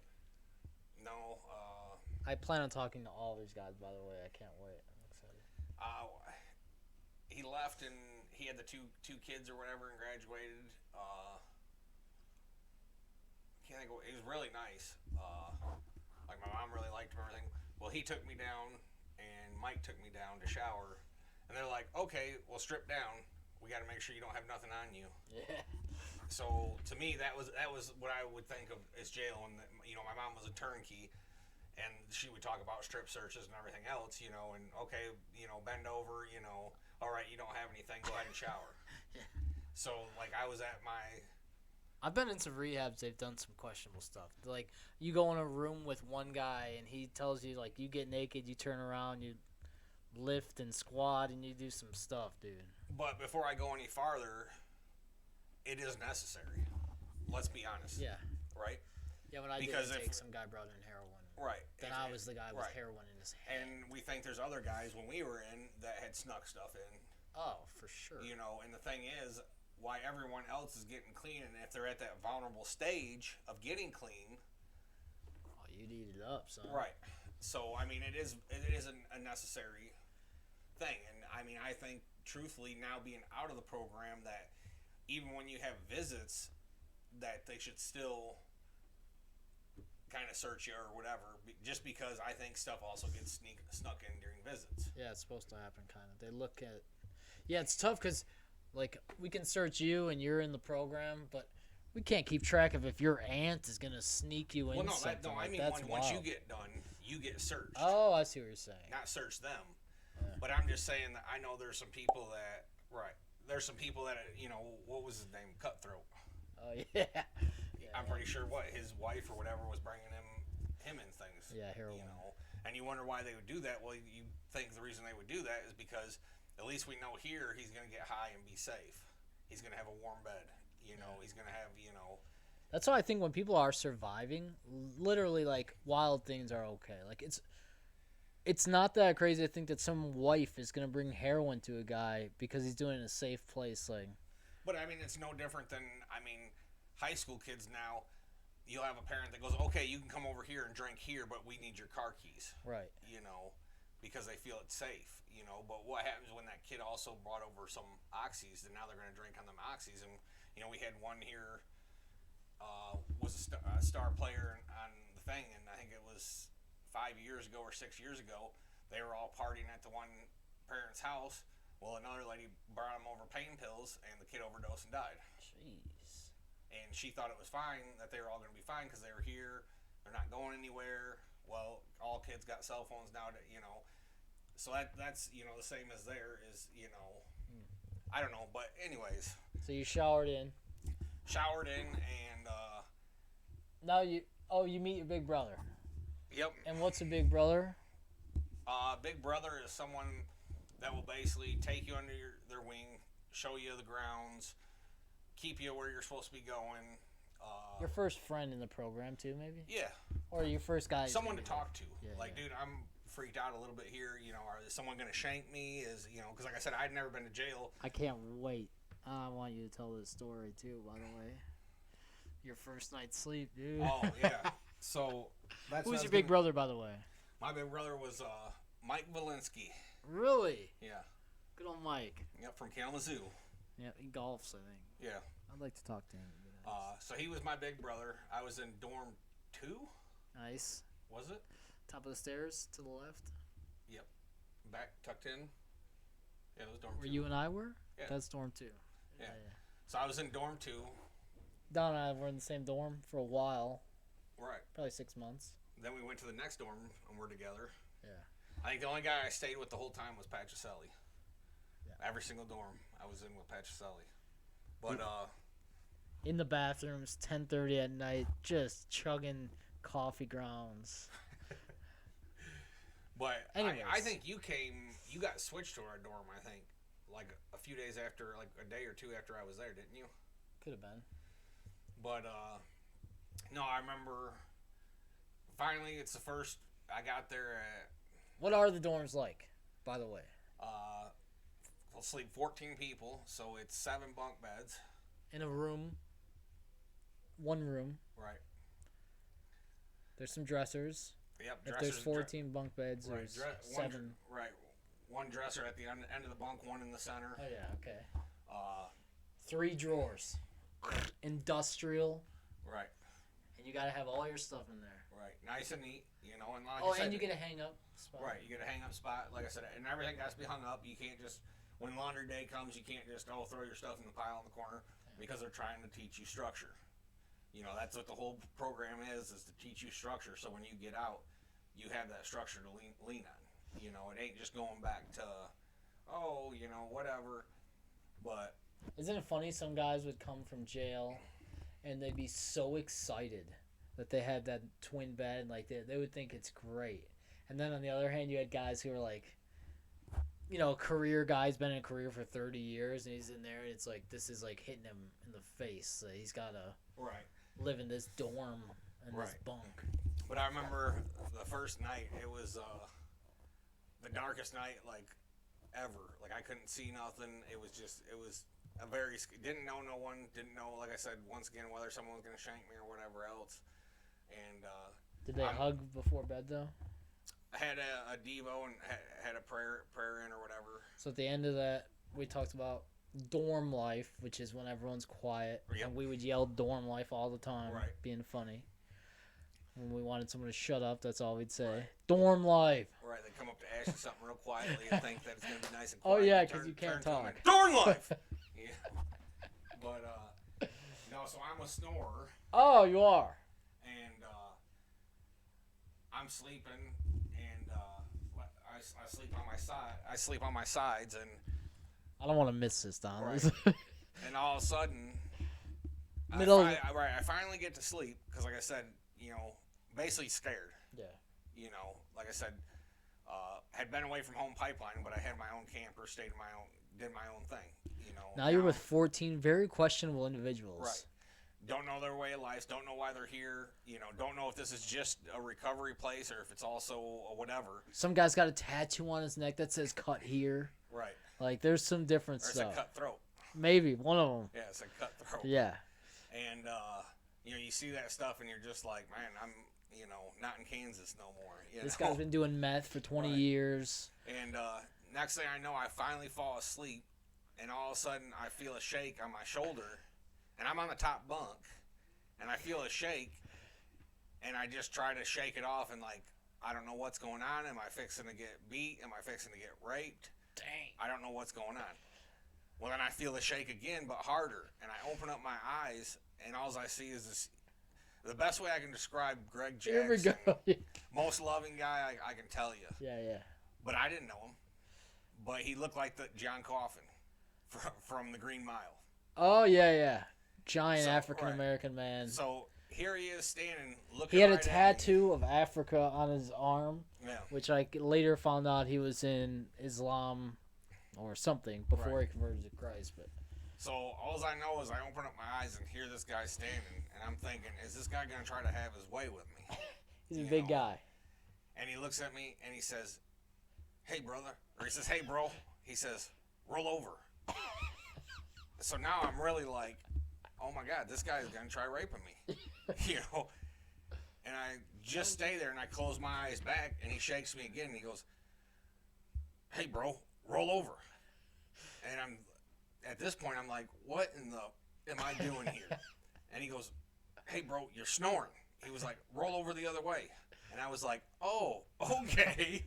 What a relief, right. Dude. So I roll over the other way and go back to sleep. And I wake up the next morning and Greg goes to me, he goes, man, he goes, I ain't never heard nothing like it. And he goes, you snore on the inhale and the exhale. And he said, not only that, but it sounds like a grinder going on metal. He said the inhale and the exhale. Yeah. And that was started my relationship with Greg. And like I said, the most, you know, huge guy that you would think would rip someone's head off. Just the most loving guy, you know, that you could think of. I want to tell you from my perspective that night, because it wasn't just that night, it was like the next night too or something. Which, by the way, Greg, your friend you're talking about, he was shot 5 times. Yeah. 3 in the head, a scar from his sternum down below his belly button where they had to take bullets out. You know what's scary? He said he died. Or, like, you know, he died or whatever. And came back, and he told me the whole story. He's like, well, he's since passed away from cancer. But he said that when he died, like saw complete darkness, and he was like, it was such a thick darkness that I would put my hand in front of my face. He's like, I'm doing all this stuff and I couldn't see it, but I was fully conscious, fully aware, and just dead. Which I thought that was wild. But yeah, he had a man. I would have loved to talk to this guy. His house burned down, and he lost like 3 of his kids or something. Was shot 5 times, then found Christ. And ironically, his daughter's house burned down again, which is how we all left him. Or like the last time we saw him. But from my perspective, you come over, dude, this is great. It's like your first night in the new dorm, maybe the second night. And I'm a few beds down, you know. And John, we had a mutual friend, John, who we will talk to John, by the way. Right. He's from North Dakota. People call him a perma-tweaker. And I think he would think that's a term of endearment, so we're not speaking bad. But he's always jumping around. Right, constantly clicking his jaw. He seriously does this all the time. Right. But one night, it's 3 a.m. in the morning, and Greg Jackson, was he under you or was John under you? John was under me. John, okay, so Greg Jackson was sitting up on his bed, laughing hysterically like I've never seen a grown man laugh before. And it's late at night. There's no lights on. There's no nothing. So, like, I wake up, even myself, and I'm, like, disoriented. And he's over there laughing hysterically. And John has his hands on the bar. No, it was his... Oh, okay. Yeah. His hands, and then his feet on your mattress, like, basically on your back. And trying as hard as he can, he's launching you into the air with his feet. And all you are on your back, and you're literally bouncing off the bed, snoring so loud. But now you're just bouncing and snoring. And Greg Jackson, this was like a unifying thing for our dorm, I swear to you. Like, I know that eventually, like, you were in on it or whatever, but it was so funny that we were all going through this thing together. Of like, dude, none of us are sleeping, but it's funny. It's like a sleepover when you're like too tired, you know? And we're all just hysterically laughing. And I have a great memory of that, but it did bother, like, it sucks, dude. You come in a new place and you're like, I'm keeping these guys up. I remember you being, not upset, but you're like, dude, I'm not trying to hurt someone's feel. I'm trying to, you know, Right. Yeah. recover. Right. Which is But wild. I mean, it was all in good time. I mean, you know. Yeah. So, we had, in the morning you have classes. Oh, we had chapel. Well, yeah, what is it? Monday's a late wake up, 8 o'clock. Yep. You go have breakfast. What's a normal breakfast for Monday? For a Monday, it was scrambled mess, wasn't it? Scrambled mess. What do you Right. put in it? Some kind of meat, Like some green sausage. peppers or whatever, onions. Yeah. Remember Catfish put Cinnamon Toast Crunch in the eggs one morning? I He think thought it I was think like I was gone by then. He thought it was I was like no this longer running the kitchen at that time. amazing. Dude, I think he got an all day. Oh, we could get in trouble, by the way. Yes. There were write-ups Yep. all days. All days. Unfortunately, I'm sure it'll come out. I've had many all Right. days. Right, Like, a book bag full of write-ups. I think Lauren had. I'm pretty sure that, like, What was the one time? Remember when I said, "Hey, I'll get you out of this. Don't worry. Let me handle it." Right? Wasn't that you? yeah, dude, we got to write up together. No, I don't. It was your fault. Whatever happened, it was your fault. Right. And then, yeah, you came over like, no, I'll get out of this. And then you walk up to the guy. His name is Cleveland. Yeah. No, I said I'll get you out of this. Don't Yeah. worry. Let me talk to him. I'm buddies with him. Yeah, and you said, hey, did you write Lauren up? And he was like, yeah, I did. And you were like, good. And then you just turned around and walked away. Real funny. Yeah. I mean, it was all in. Dude, I remember going in there and write-up. They would talk about write-ups. Everyone was talking about write-ups. I would get a write-up for this, which is like an infraction. It's like, oh, you'd had things like you have to have a shoe line under your bed, and everything had to be straight. Right. Your bed had to be made tight, and you would get a write-up. And a write-up is like, oh, you would go to the office, and you'd have to talk about what was wrong.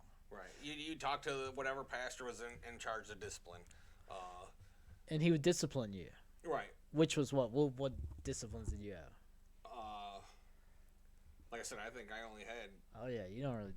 2 write-ups. I'll tell you my disciplines, okay? I remember I had to write Psalm 119, I think 20 times, which is, I went back there, I went for a restoration, and they were like, yeah, I had to write it 5 times. And I would just be like, 5 times? Like, they were amazed that I did it 20 times. It's the longest book in the Bible, and you have to write it out. It took me hours to do. Let's see, what else did I have to do? Or, I mean, you get kitchen cleanup duty. Kitchen cleanup, that's the worst. Pulling weeds. So after every meal, kitchen cleanup, like people had to clean up the kitchen, and they would go by dorm, right? So whatever, you'd have an on week and an off week, and your dorm would have to clean up all the dishes, or they'd have to set up for dinner, or you had laundry and all this stuff you had to do. Right, you had snow removal, or you'd have to go help wake up Oh early. yeah, you wake up early. Snow. Dude, I used to wake up for snow removal, and you get up an hour early, and I'd get my snowsuit on and everything, and you'd shovel. It takes 10 minutes because everyone's working. They just want to get back to bed. And I would go sit outside by myself in the field. And I just remember thinking, like, similar to you and I going out, I was like, oh, this is my time where I get to. And there was something about that. Like, I know life is hard. And even there, it feels like, dude, what am I doing? Like, there's just this. But, hard stuff is hard. Like, it's tough to look back on. You're like, dude, I didn't really have any problems. I didn't have any bills. I didn't have all this stuff. But in the moment, you're like, dude, this is hard no matter what. Right, but like I said, looking back on it, I think we made the hard things out there really harder than what they were. You know what I mean? Yeah. But weren't you just trying your best? Like, we're all just trying. Yeah. I mean, yeah. But like I said, so you get a write-up, and you got to do Thank you. a week of kitchen cleanup. I mean, yeah. Really, I mean, it's not a big deal. I mean, it's all what you make of it.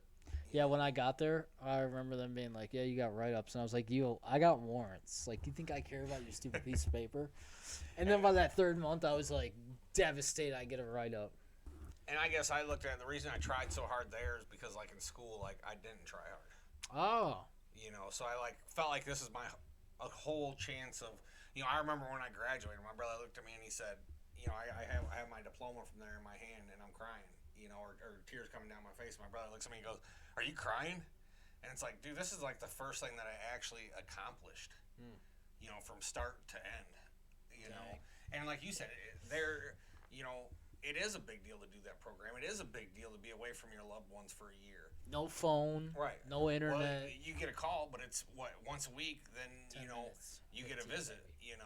And to me, like, the reason I didn't want to get write-ups because that was one thing that they could take away from me is your phone call, or your visit, and I enjoyed just, my mom, love her to death, came up, snowstorms, whatever, made every single visit, and I enjoyed her coming to see the change in me from the first time she visited towards the last. I remember the visit 6 months in, 7 months in, my dad and stepmom, they felt I just needed something to recharge my batteries and get me clean. So 6, 7 months in, they come up for a visit and they see how much better I'm doing, but there's still so much more. Night and day. Right, so much more to take in, at 7 months, and them going. Yeah, true. And them going, oh, don't you think it's time to leave now and get back to work? And, and I said, well. That'd be hard for me to hear. Right, and I said, well, I don't know, you tell me. And I started naming off everything that I had done in my life, all the different things, smoking crack, smoking meth, snorting coke, snorting heroin, eating pills, drinking and driving. Told them all the stuff, the trucks I had wrecked that I told my dad, one truck I told him got stolen, never got stolen, I wrecked it drunk. And then after I got in telling them all the stuff that I'd done, they looked at me and go, yeah, you probably ought to stay here the rest of the time. Forever. Right, yeah. Because they got an forever bed for you, But, I mean, that's just the facts of it. I mean. Matter of fact, we got a lock for you. We want you to wear this right. full time. But, so. Whoa. It's just. it's weird hearing you like even just say the stuff that you've done, and like what I know about you as a person, but also what I know about you now. Like it, that's a cool thing about Teen Challenge too that I always thought was cool, is I don't think you would ever be able to connect those dots had you not known this person. Like, would you ever be able to say like this guy did that? Maybe some. You can kind of like see it on him. Like, yeah, I bet you've kind of done some drugs. But a lot of people there was like, dude, you get them cleaned up, feeling like a new person. And you do. I mean, because like I said, when I fell in love with that, dude. right when you're caught up in the game, I mean, you're so caught up in it that I can remember, you know, looking at the calendar like, oh, you know, the pills are in tomorrow. You know, I only got 24 more hours. Like looking forward to that. Like it's 12th. Looking forward to Christmas. Yeah, you 12th of every month. Right. You know, and being at work and you know getting butterflies in my stomach because it's like, oh, I'm about out of work. You know, shooting right there to get the. But then like I would have so bad anxiety as soon as I pick them up because I'd look at them and go, this ain't gonna last me all month and I'm gonna be sick again. Yeah. You know. Yeah. Towards the end, that's what happened. It's like the high starts before you get them. Right. But then also the withdrawal starts before they're gone too. Right. Because you're anticipating. Right. Yeah. And I mean that life is just it's a life of sorrow, agony. You know, it's just like I said. Anybody that's caught up in it is not truly happy. Oh heck no. They may say they're fine or they don't need help. You know, but you're not truly happy. I mean, you know, all the things you miss because you know you're caught up in it. You know, all the family stuff, and if you ain't got family, I mean. Just every day, the sun rising and the sun setting, you know, going and working, you know, maybe come across someone that needs to hear some kind words or, hey, you know, and... I got a question for you. Shoot. Shoot McGavin. That's me. Yo, dude, seriously, when I first left Teen Challenge, I remember I was always... Or, like, it seemed like my testimony would come up a lot. Where, like, I'd be happy to be like, yeah, God saved me from this, and, like, this is what I'm doing. And now, later, like, it's I haven't been in there in 5 years. Or, I mean, it's been 5 years since my first. I went in, dude, what's the date today? I went in February 7th. 5 years ago. Yeah. Well, anyways. And I've even seen now, like, I'm not sharing as much of my past, if at all. And maybe I should be, dude. We had this Bible study in this young adults group. And they were, like, doing testimonies. And I just sat there and, like, no one from church right now knows any about my past. Which I'm saying is such a contradiction to what it was when I first got out of TC. Because it was like I wanted to tell everyone about it, kind of. But I'm in this weird spot, which is my question. It's like, I'm trying to separate from that past life, kind of. But how much do you try to separate, and how much do you, like, always go back to, like... Because I don't want that to be my whole story. You know what I'm saying? Like, I don't want... Yeah, dude, God saved my life from some crazy things. But I think that he had intended stuff for me before that. And he's like, you're letting this be your story. When I have a bigger story, you know? How much do you still talk about this testimony, Teen Challenge, in your everyday life with your fiance, with everyone? Well, I mean, everyone in my life knows about it. I mean, you know, and I've shared with, you know, my fiance, I've shared it with her. She knows it, you know. She's very happy from where I came from to where I am. You know, she was also married once. Her ex-husband was a bad alcoholic, you know, abusive. So, I mean, she's so proud of me for overcoming it she tried to get him to overcome it, you know, and he never could. Dang. You know, like he would dial it back, but he'd still be coming home with booze on his breath, then it would get back bad again, you know. So for me to overcome the drinking, you know, the pills, you know, and all that stuff, like she's very, you know, ecstatic. And for anyone that does overcome it, you know, there's a place and a time to talk, to give your testimony, you know, because some people, as sad as it is to say, like you would think everyone would be ecstatic for you.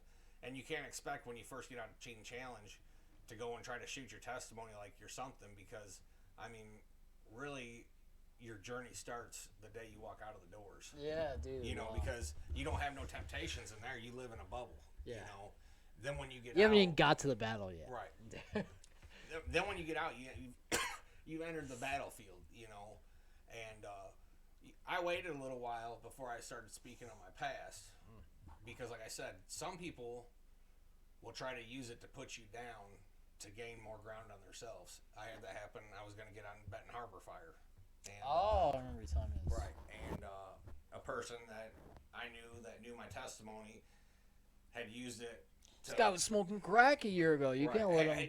had used it, you know, and they won't ever admit that that's why they did it. But all of a sudden, I had to take a drug test and had to jump through this hoop and that hoop. Then all of a sudden, once I passed all their little things, they said it took too long for me to get my paperwork in, so they couldn't hire me. You know, and You so think they were trying to look for a way out? well, I had heard from another employee there that they had heard about my past. You know, and obviously you can't if someone passed a drug test and everything, you can't not hire them because of their past. You know, so like I said, you gotta. The Lord will put it in your heart when you need to share it, and for the person that needs to hear it. You know, because you never know. I mean, there's a lot of people that struggle with alcoholism, and people think, oh, well, it's legal, you know, and it is. But you know, like I said, I had a stepbrother that his brother was a bad alcoholic, and he at least a fifth a day, you know, of vodka, and he went in and he got help, and he went to my brother tried to get him to Teen Challenge, but he didn't, so he went to a regular rehab. Well, a regular rehab will only keep you for 30 days because that's as long as your insurance will pay for you. After that, and they came and told him, they're like, man, you got to go. And he goes, man, I can't go. This is the longest I've been sober since I've been 16 years old. And they were like, well, your insurance is done paying unless you got money. See ya. Right, you got to go. So he left and went home that night and got drunk. Then the next day, he got drunk and shot himself in the head. Oh my gosh. Killed himself.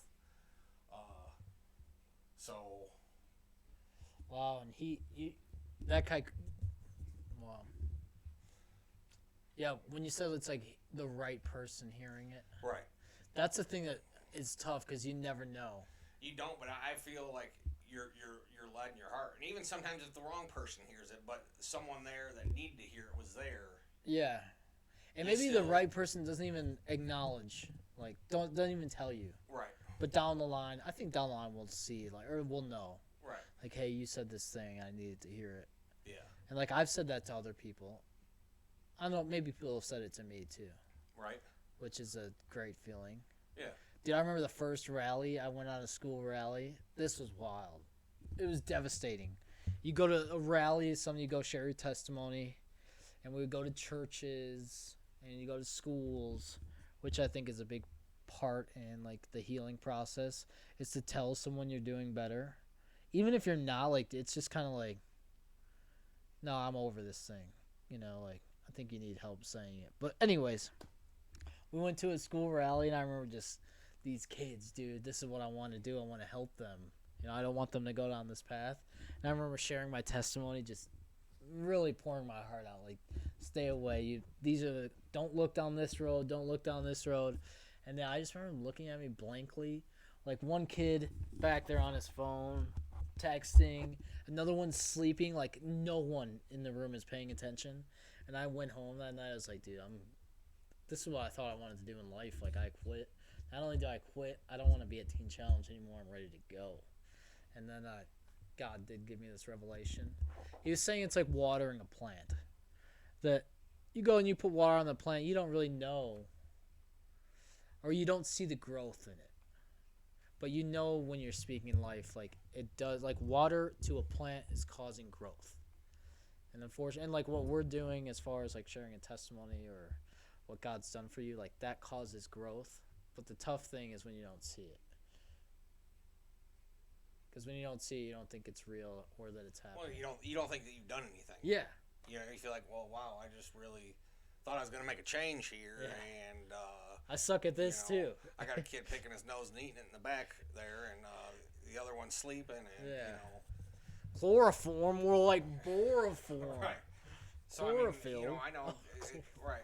I know exactly what you mean, and I mean sometimes it wasn't, and who knows? Maybe there was one kid there that you touched, and that's all that If you speak something, and there's 500 people there, I didn't touch any kids, though. yeah, I'm sure you didn't. At least not with your words. But no, there's 500 people, and only one takes it away from it. You did something. Yeah. You don't have to have 499 all take something away from it, and one didn't, and be like, well, I'm gonna count that as a win. There was only one that didn't take something from it. The right one. Right.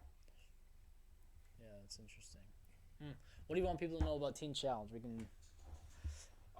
I mean, I think it's a great place. It changed my life. I mean, ultimately, the Lord changed my life, but the program that the Lord obviously laid in Pastor McLean's heart to make this, to help kids, and any adults, because that's the first thing when he said, "Oh yeah, go to this place, Teen Challenge." The first thing I told my mom, I'm a grown man. right, I'm gonna be smacking kids around. I ain't gonna deal with some punk teenagers.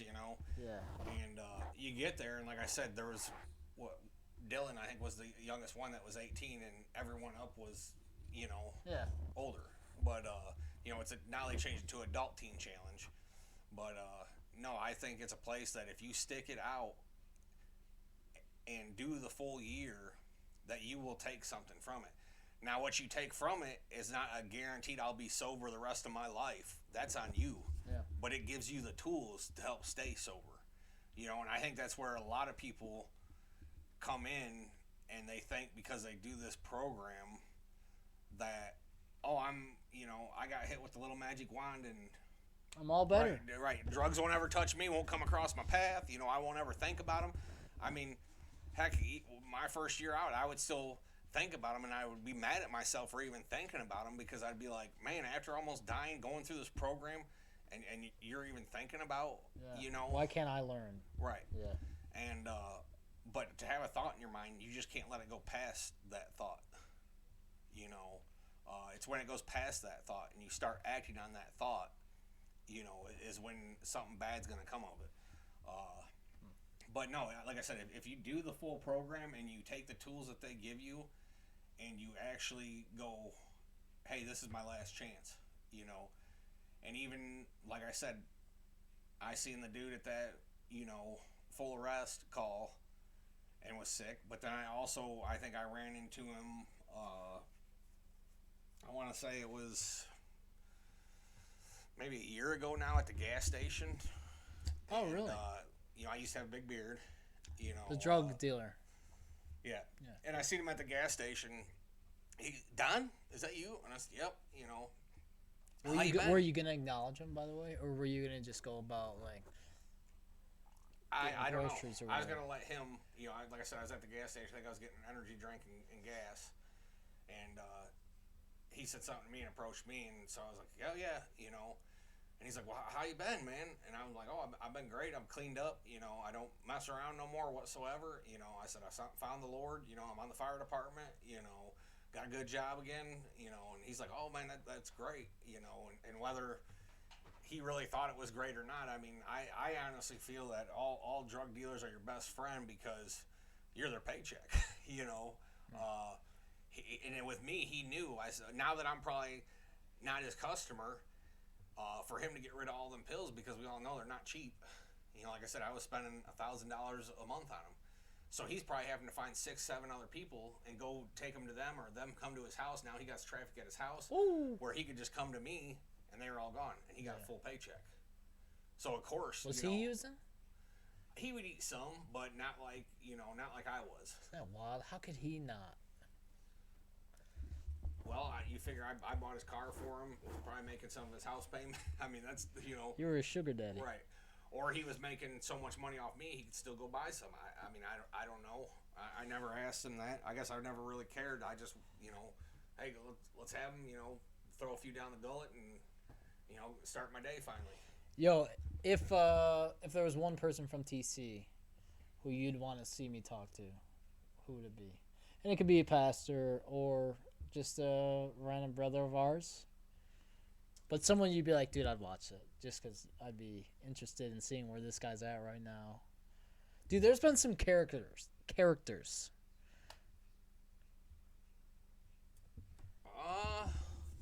I mean, probably I would have to say probably Matthew.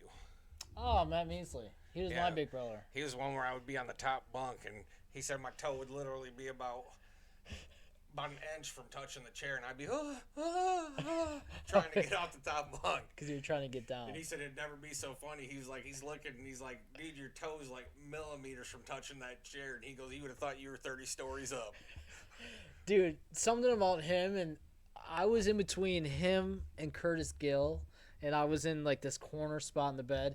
He's maybe 6'5", 350. Gill's 6'5".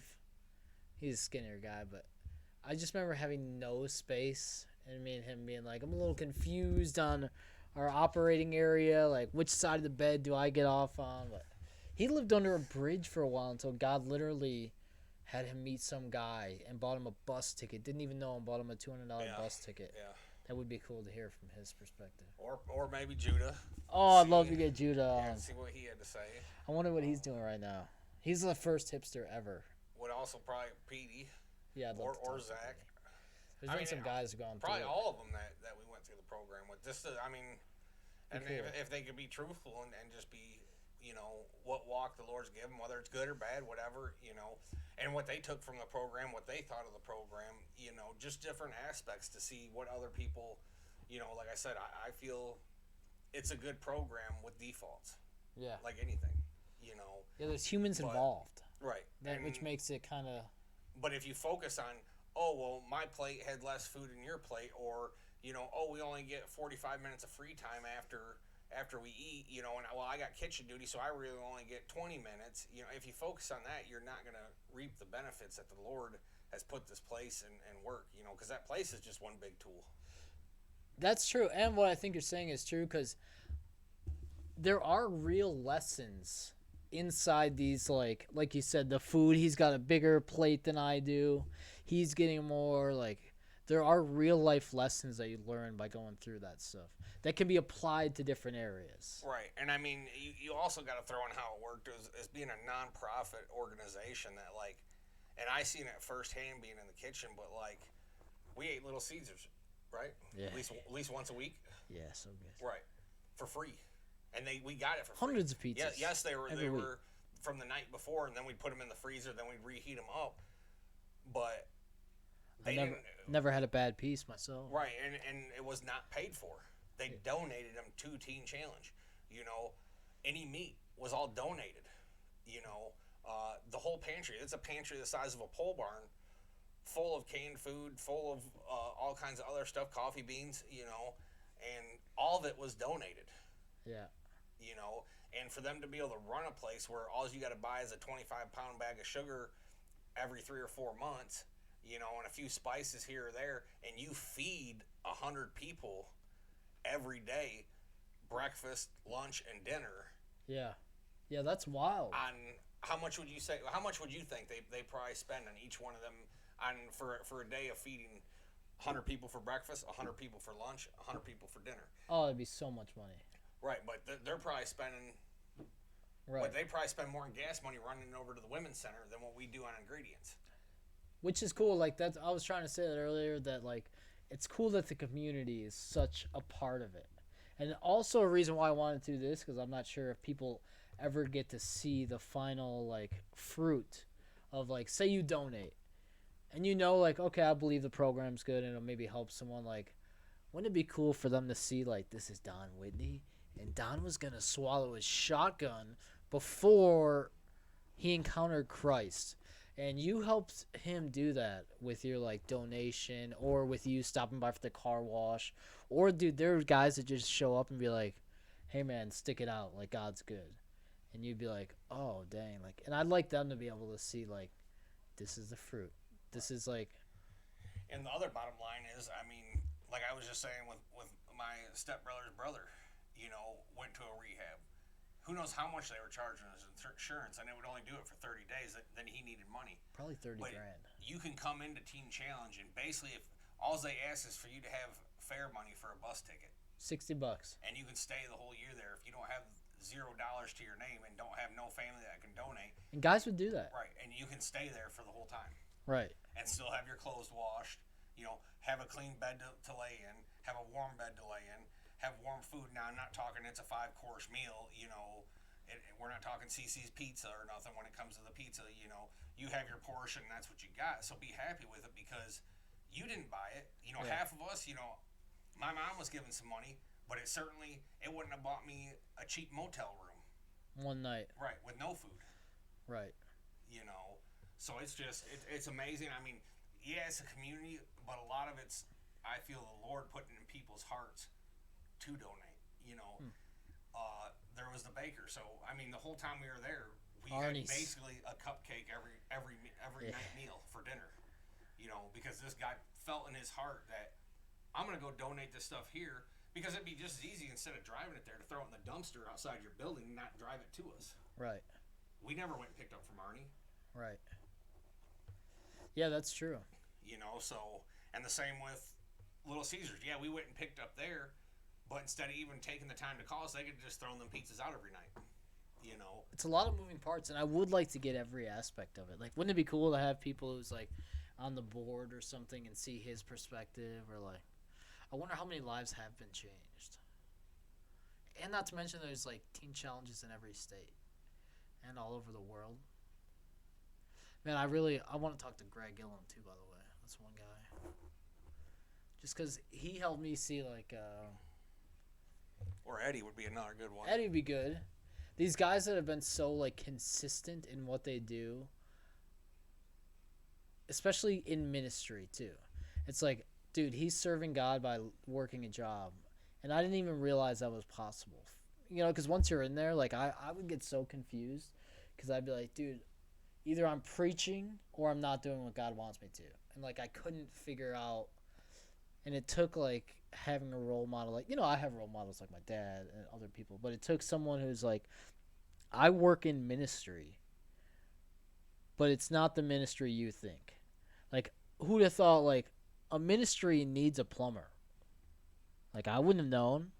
And somehow in my head, I'm like, well, if I'm not speaking Christ over someone's life, I'm not in ministry. And I think there's guys along the way that have helped me see differently. So that's another one I'd like to talk about. What else do you think I should ask people about? You're like, what would you want to know? I mean, just basically, and I'm sure, I don't know, I mean, some people have different feelings about the center. Yeah. Some of our friends. Right, and I guess, even me, like, there was some things I didn't agree with, but like I said, at the end of the day, if I focus on that thing that I don't agree with, then really, all I'm doing is hurting myself because I'm worried about that, and even when I was in, there were some things, and it's like, if you sit here and dwell on that, you're really reaping the benefit that's coming for you. It's the same as, like, when you're set on going and doing something, and all of a sudden you're like, man, I don't feel like going to do it. I'm not going to go do that. Well, maybe you should go do that because maybe you're going to be a blessing to someone else, or maybe you're going to receive a blessing. You know what I mean? And it's the same with, like, dwelling on, and I still dwell on stuff, and I need to be better about it, But like I said, with the center, I mean, well, you said it. It's ran by humans. There's imperfections everywhere. But sometimes I think it's like.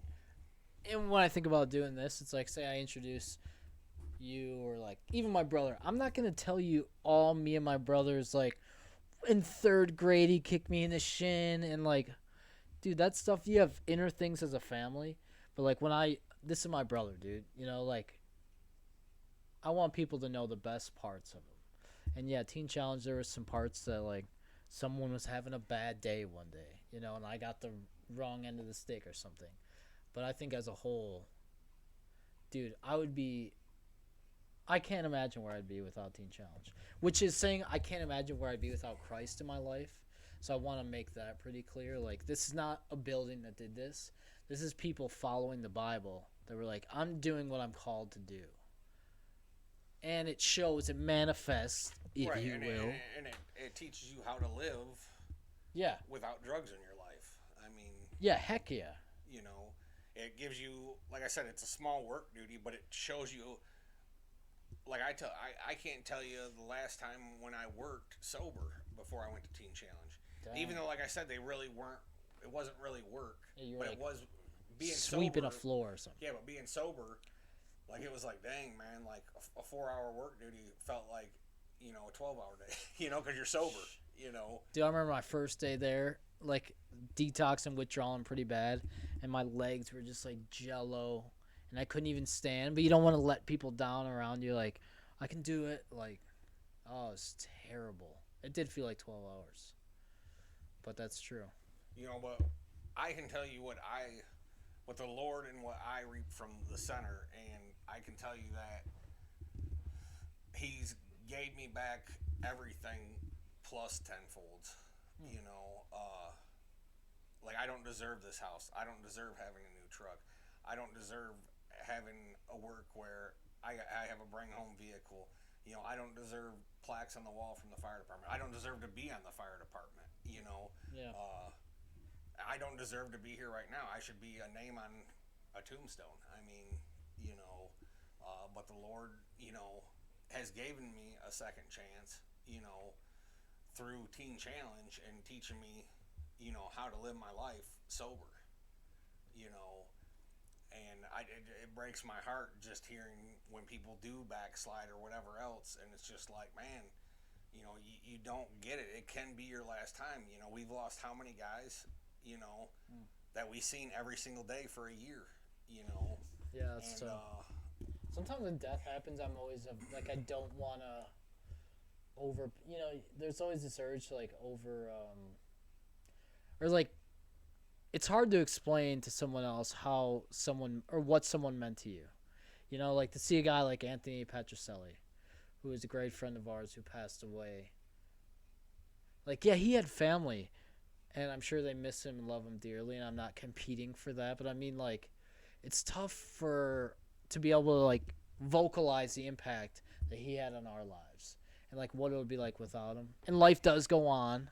Yeah, and I mean, it does, no matter whether it's a spouse, a kid, that, and that's one thing, if you pull your Bible back out and you look into it instead of go, well, I just lost my son, now I'm going to go back down to the trap house and get me some dope and stuff, I've had enough, and Get up on my trap house. Right, or any loved one, a loved friend, that days are going to get black and dreary and, are going to be tough, that's life.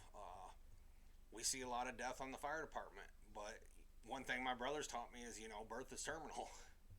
Birth is terminal. Yeah, you're going to die. I'm going to die. Dang. Everyone that's going to listen to this is one day going to die. I mean, everyone's going to die. You're all going to die. But, I mean, and that's what helps me, when you work on someone, like I said, that overdose 42-year-old, I'm fixing to be 40, and to think, shoot, if I'd have stayed down my same road, I'd have been dead already, or, she was only 42, but, and kids, and, we see kids, it's hard. One thing that makes it easier is they're innocent and you know where they went. All you can hope is these people you worked on knew the Lord and were saved. Because that's one thing I do believe. I mean, you can say what you want, but if someone is not saved, I hate to say it. I mean, I don't know. None of us will know till we get there. But I honestly think from what the book says, yeah, there's one way through the gate. Sometimes I think that we haven't seen God's greatest, we've been given mercy and grace, right? Like you and I, even being here talking is an example of that. But sometimes I don't think we've come to the realization yet. And like, say someone who died, Patricelli died. Dude, I think he's still going to get to encounter the grace of God in heaven. And he's going to be like, but I'm dead. And God's like, yo, dude, I got another thing coming for you. Well, yeah, but he was also saved. Just because... Yeah. I mean, there's a lot of saved people that, like I said, to turn on the regular TV and a Trojan commercial comes on with a hot girl running, or regular TV is but a sin. To listen to regular radio is a sin. I mean, you know what I mean? To live in the flesh is a sin, and like you've told me, me and Lauren used to almost get into where I wanted to punch him in the face when he told me a sin is a sin. And I'm like, dude, you can't tell me a sin is a sin, that if I shoot someone in the face and you say a cuss word that it's the same thing, and he was like, dude, a sin is a sin. In God's eyes, it is all the same. Yeah, we'd have some talks about that, because that is a hard thing to... Because even as believers, dude, I remember being there like, you're telling me. And like, we'd come up with some story on like why this sin is worse than this one.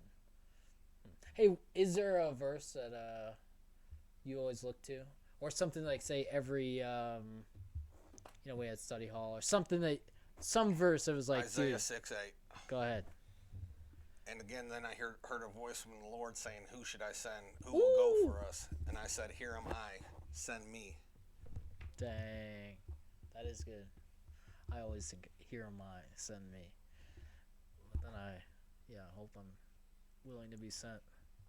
Dang, that's good. So that helped you through. That's why, if we get into a sticky situation, in the service, that it's me strapping up my gun right there, by the way. And flames are rolling out the front door.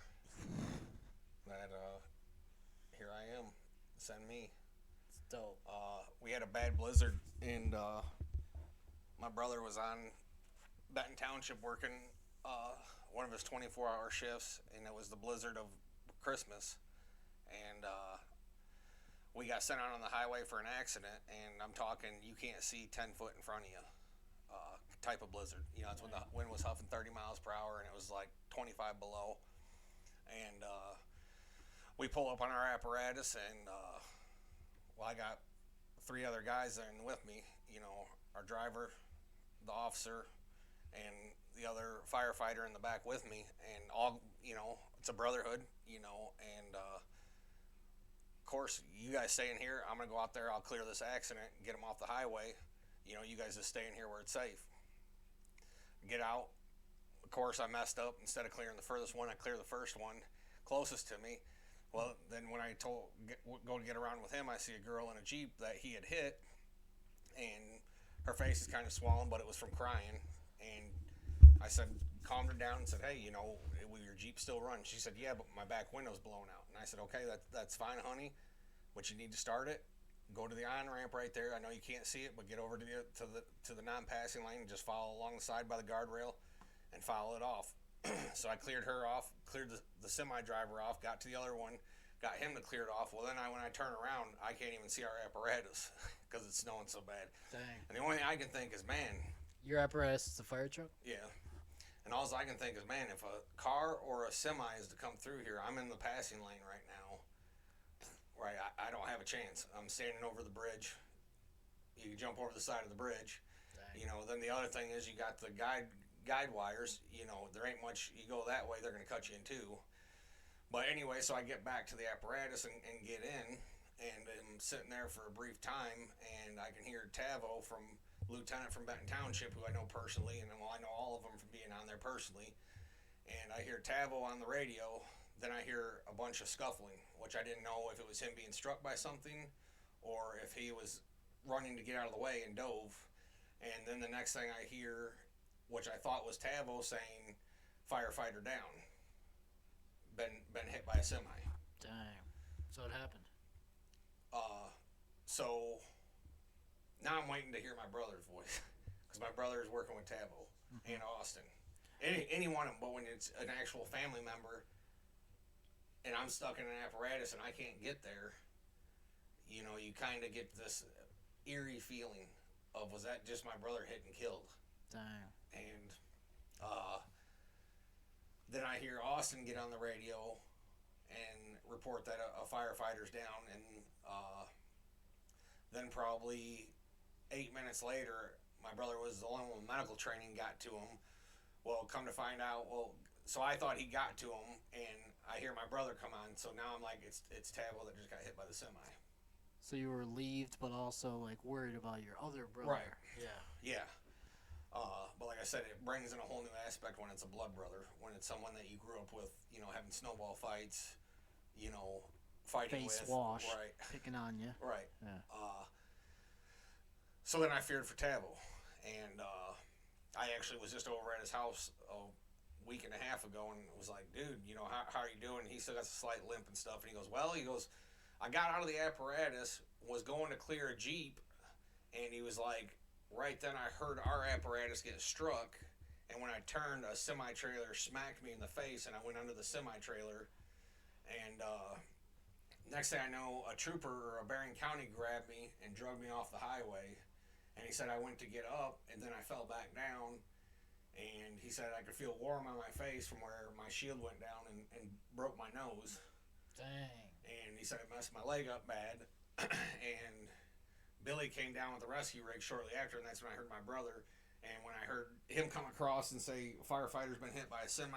We need a bus here right away." And dispatch came back on and said, "There's no bus to get to you." So now it's like, how bad is he? We can't even get an ambulance to him.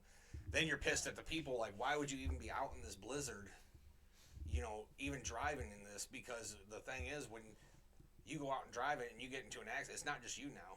Yeah. Now it's me having to come out. Now it's the tow truck driver having to come out. Now it's the cop having to come out. And everyone else now putting their life in danger because, we need to get to Christmas. Well, then the next week it was 50 degrees out. And Sarah never realized it because she was bad about doing it. Then after that day, because she had the pager on open, she didn't know who it was that got hit. All she heard was a firefighter's been hit. Oh, my gosh.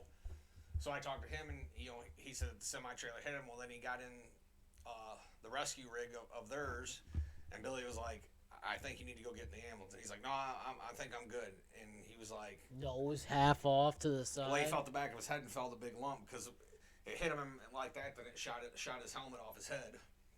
And then he slammed his head on the pavement. He's like, I think I'm all right. Right. So my brother was like, I think you need to go get checked out and get in the bus, and probably go to the hospital. And he's like, no, I think I'm good. And he was like, I think you need to go get checked out. And he was like, yeah, you probably ought to go get checked out. So he got out and limped in there. And your brother was like, I think you should go get checked out. And, I stopped seeing him. He goes, well, my legs, I must have got bruised bad. And I said, that's all you got from getting hit by a semi was bruised bad? I count that it's pretty lucky. Dang, he walked away. Yeah. That's so, wild.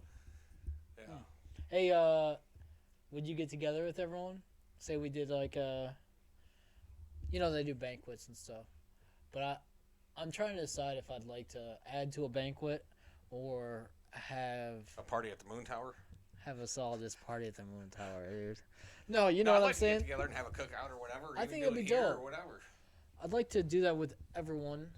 I just don't know how much Teen Challenge is going to want to be a part of this. Well, that's I hope they are. I really do. I got the backyard for it, and fire up You'd the have. grill. Is there any? Yeah, but I'm saying.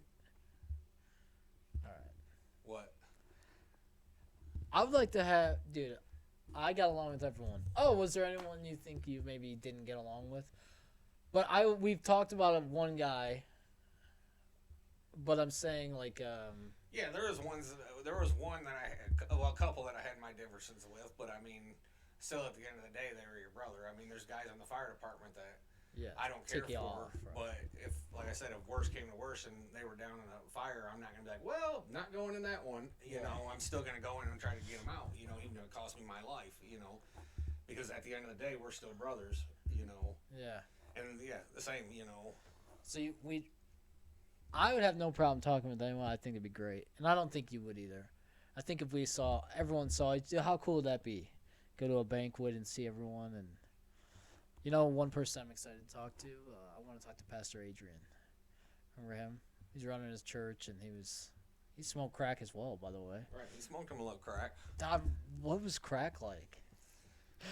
I don't know how much I want to. Truthfully, speed's never really, So when I was a kid, I was diagnosed ADD. Yeah. So they put me on Ritalin, Adderall, which come to find out, like, as bad as this sounds, but like when I was in, 16, 17 or whatever, I was selling my Adderall and my Ritalin. How much? I can't remember. $5 a pop. $1 a pop or something, Dang. Well, you got to figure it was nothing but profit for me. Yeah, It was a prescription, and the stuff didn't do. My stepbrother, he'd snort one, he'd stay up all night and the next day cleaning the garage and stuff. Me, I was like, what the hell are you doing? So the same with, any of that stuff. It was never my thing. Like I said, I tried it, and if we were at a party and someone had some, okay, I'll take a pull off, or I'll snort a line, But it was never, my thing was always downers, Same. Sometimes I worry about this part of it because, I get excited as is. Like, I get excited about stuff. And, like, I like to hear guys when they're hucking and bucking, but I don't want people to know, like, I don't want them to think it's sweet or something. Like, dude, it is not good. This is not. It's not sweet one bit, and the same with, like, when you pull someone on your podcast here, you can feel whether to bring up. Like, I'll talk freely about it because I know, like, when we get done with this, I'm not gonna be like, oh well, we were talking about them pills, and maybe I'll go get a couple because no. You got to know who to say stuff to.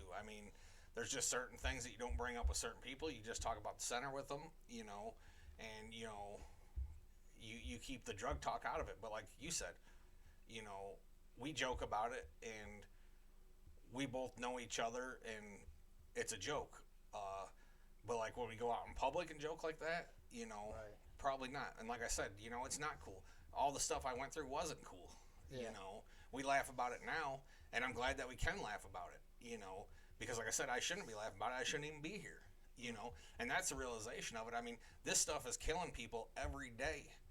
Just because you didn't know them, Yeah. But there's people in Kalamazoo, there's people in Grand Rapids, there's people in Benton Harbor, there's people in New York, there's people, you watch on YouTube over in Philadelphia, Kingston or whatever it is. Walking Dead, dude. Right. And it's not funny. It's sad.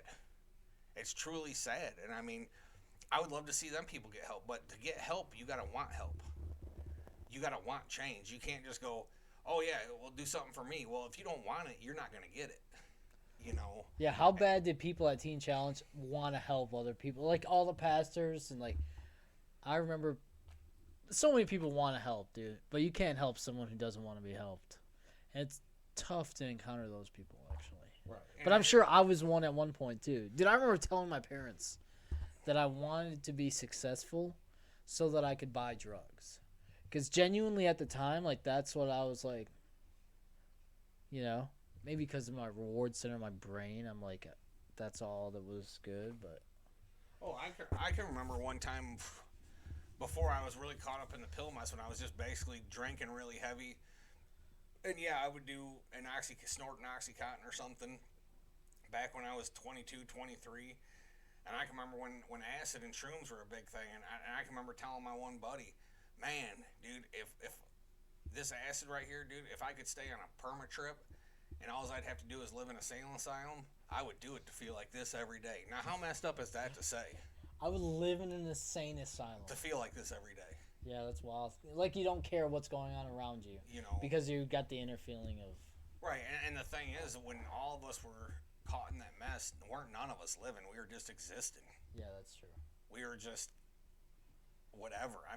Like I said, It's like pressing fast forward on a remote. Like, you're not even really taking in what's happening, kind of like. Well, no, it's more just like pressing pause. Because True. Before you know it, like, keeping your garage clean, like when you first started taking pills, your garage was spotless. You worked on your vehicle, you worked on the yard. Then pretty soon, like, that buzz, the kind of like the speed buzz you were getting from pills, like the I'm ready to go, turns into a not out party where you're just constantly, nodding out, and you're just so messed up that you don't care about the garage no more. You don't care about your vehicle. You don't care about your yard. When my ex-wife was, are you going to mow the yard? Oh, I'll just do it tomorrow. Then you just hope, like, oh, hopefully the gas can's empty. Well, normal people go get gas if the gas can's empty. They don't, well, I can't mow the yard. There was no gas in the gas can. I know, like, my vehicle don't work either, neither do my legs to, or my hand to pump the gas, So I would say it's more like pausing something and just, time's still going on around you, but you're living life in pause. Yeah. You know. That's a good point. That's wild. Okay, let's see, teen challenge. What was your first time praying out like?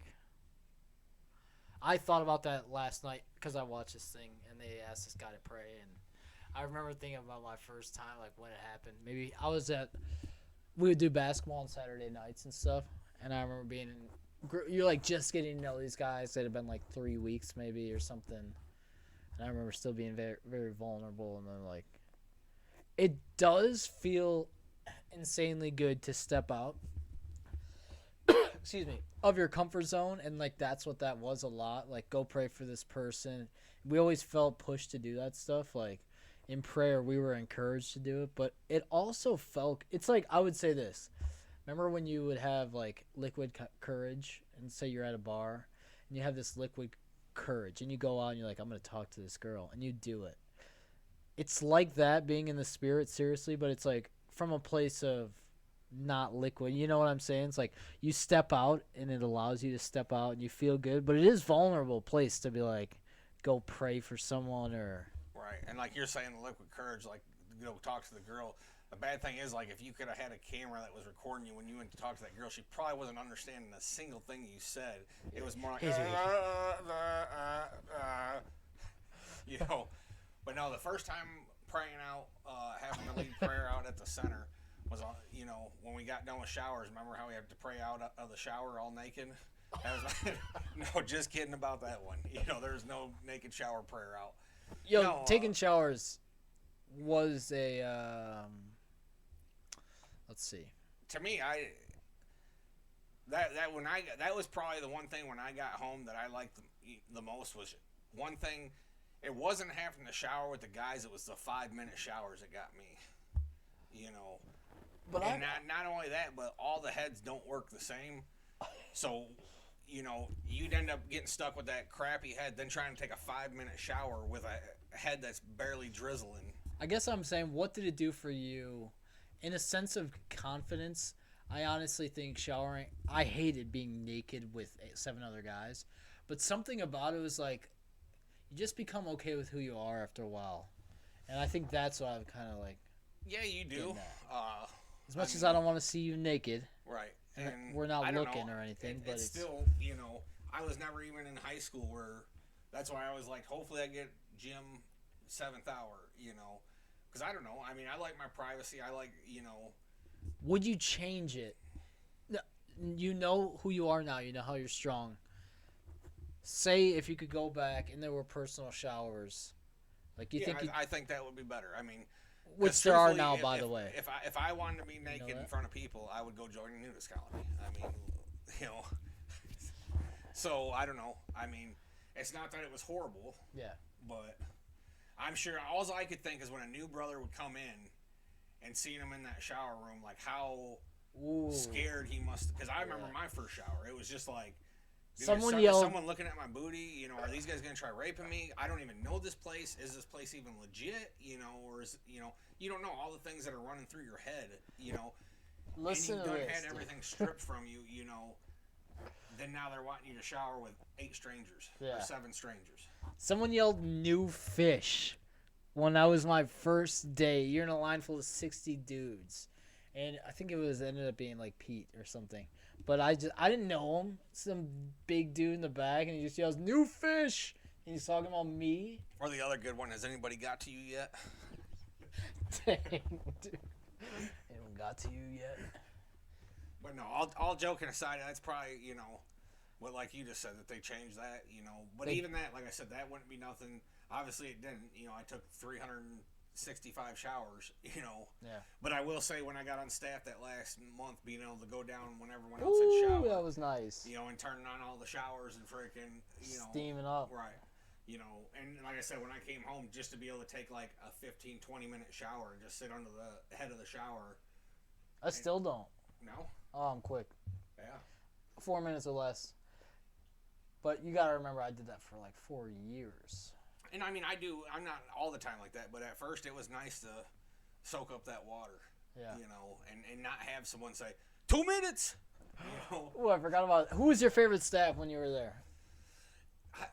Maybe favorite buddy, but also favorite you looked up to? Who is someone you looked up to? We'll say you choose whichever. I'd probably say Freddie or You know, Freddie one day told me, Lauren, you look smart, but you got to be the dumbest guy here. He'd say. Freddie was always cool. Roop was always cool. Oh, I mean, yeah. I pretty much man, I wish I could think of the one that was only there for like 2 or 3 weeks and graduated. We'll find him. Yeah.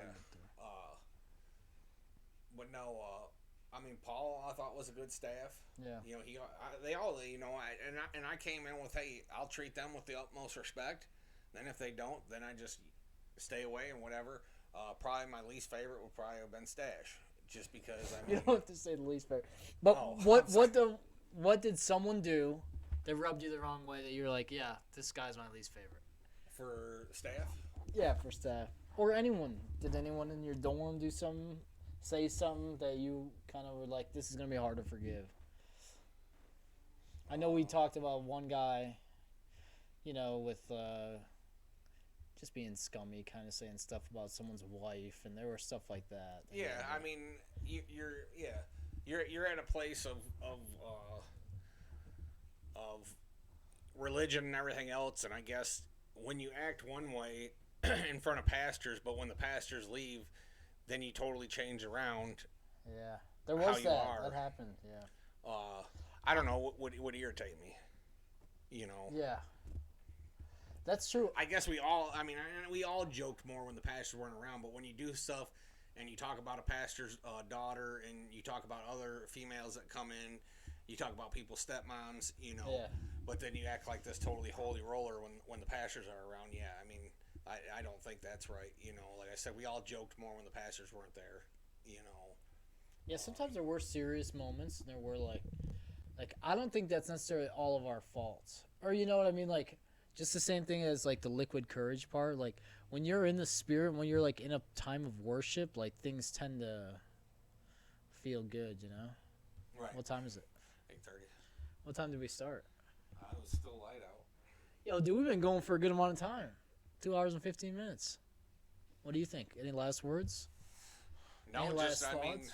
like I said, I truly feel that, like I said, if it's, you know, if someone hears this that's struggling, take it from someone that, you know, I would have to say, you know, totally made a 180 of my life. I mean, and headed the other direction. I mean, I was heading in a deep, dark place. I was in a deep, dark place. And I don't want to act like I'm trying to toot my own horn or anything else, like, you know, but, I mean, from what my parents see and everything else, you know, it's been a total game changer for me. But like I said, even it's not a magic wand. They tap on your head in there and they go beep. You're gonna be totally free of any drugs or any drinking. You know, we've lost plenty of people since we've graduated. You know that I don't know what happened. I mean, it don't matter what happened, but they're gone. I mean, you know, and a lot of it was because going back to foolish stuff. You know, so. Like I said, I think if it's a place where you really want change and you want to get out and keep the change and use the tools that they gave you and go, I've had enough of this crap. I'm not going to do it no more. You know, I'm not going to go back to them old ways. And life's tough. Life's still, even though, you know, I haven't used, you know, there's still days where I get mad and everything else. I don't feel like going and, you know, buying a bunch of pain pills to take away my being pissed off, you know. So you do or you don't? I don't. I mean, because tomorrow's going to be a new day, and let's just hope that day gets better. You know, and the same as being in the center.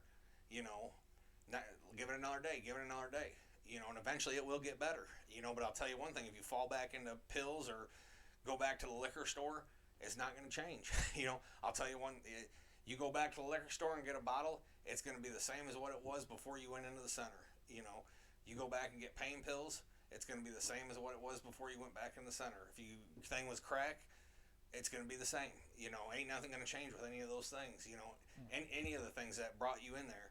If you think you're going to go back and do them and something's going to be different, like, oh, this time ain't going to be different. How true is that? Don, guest Mr. one. Karnowski, Guest one. This has been some long time coming. Yeah. It's been great, dude. In this life, or the next. Brothers. Brothers. Hey, that was fun. What do you think? Should we end it? I thought that'd be a good way to end. What do you want to end it with? Some kumbaya? No, I really do need to think of a way to end it, by the way. I was going to bring bread somehow break bread. But then I thought, like, I'm just not sure. So I guess we'll just be done, huh? Yep. Yo, dude.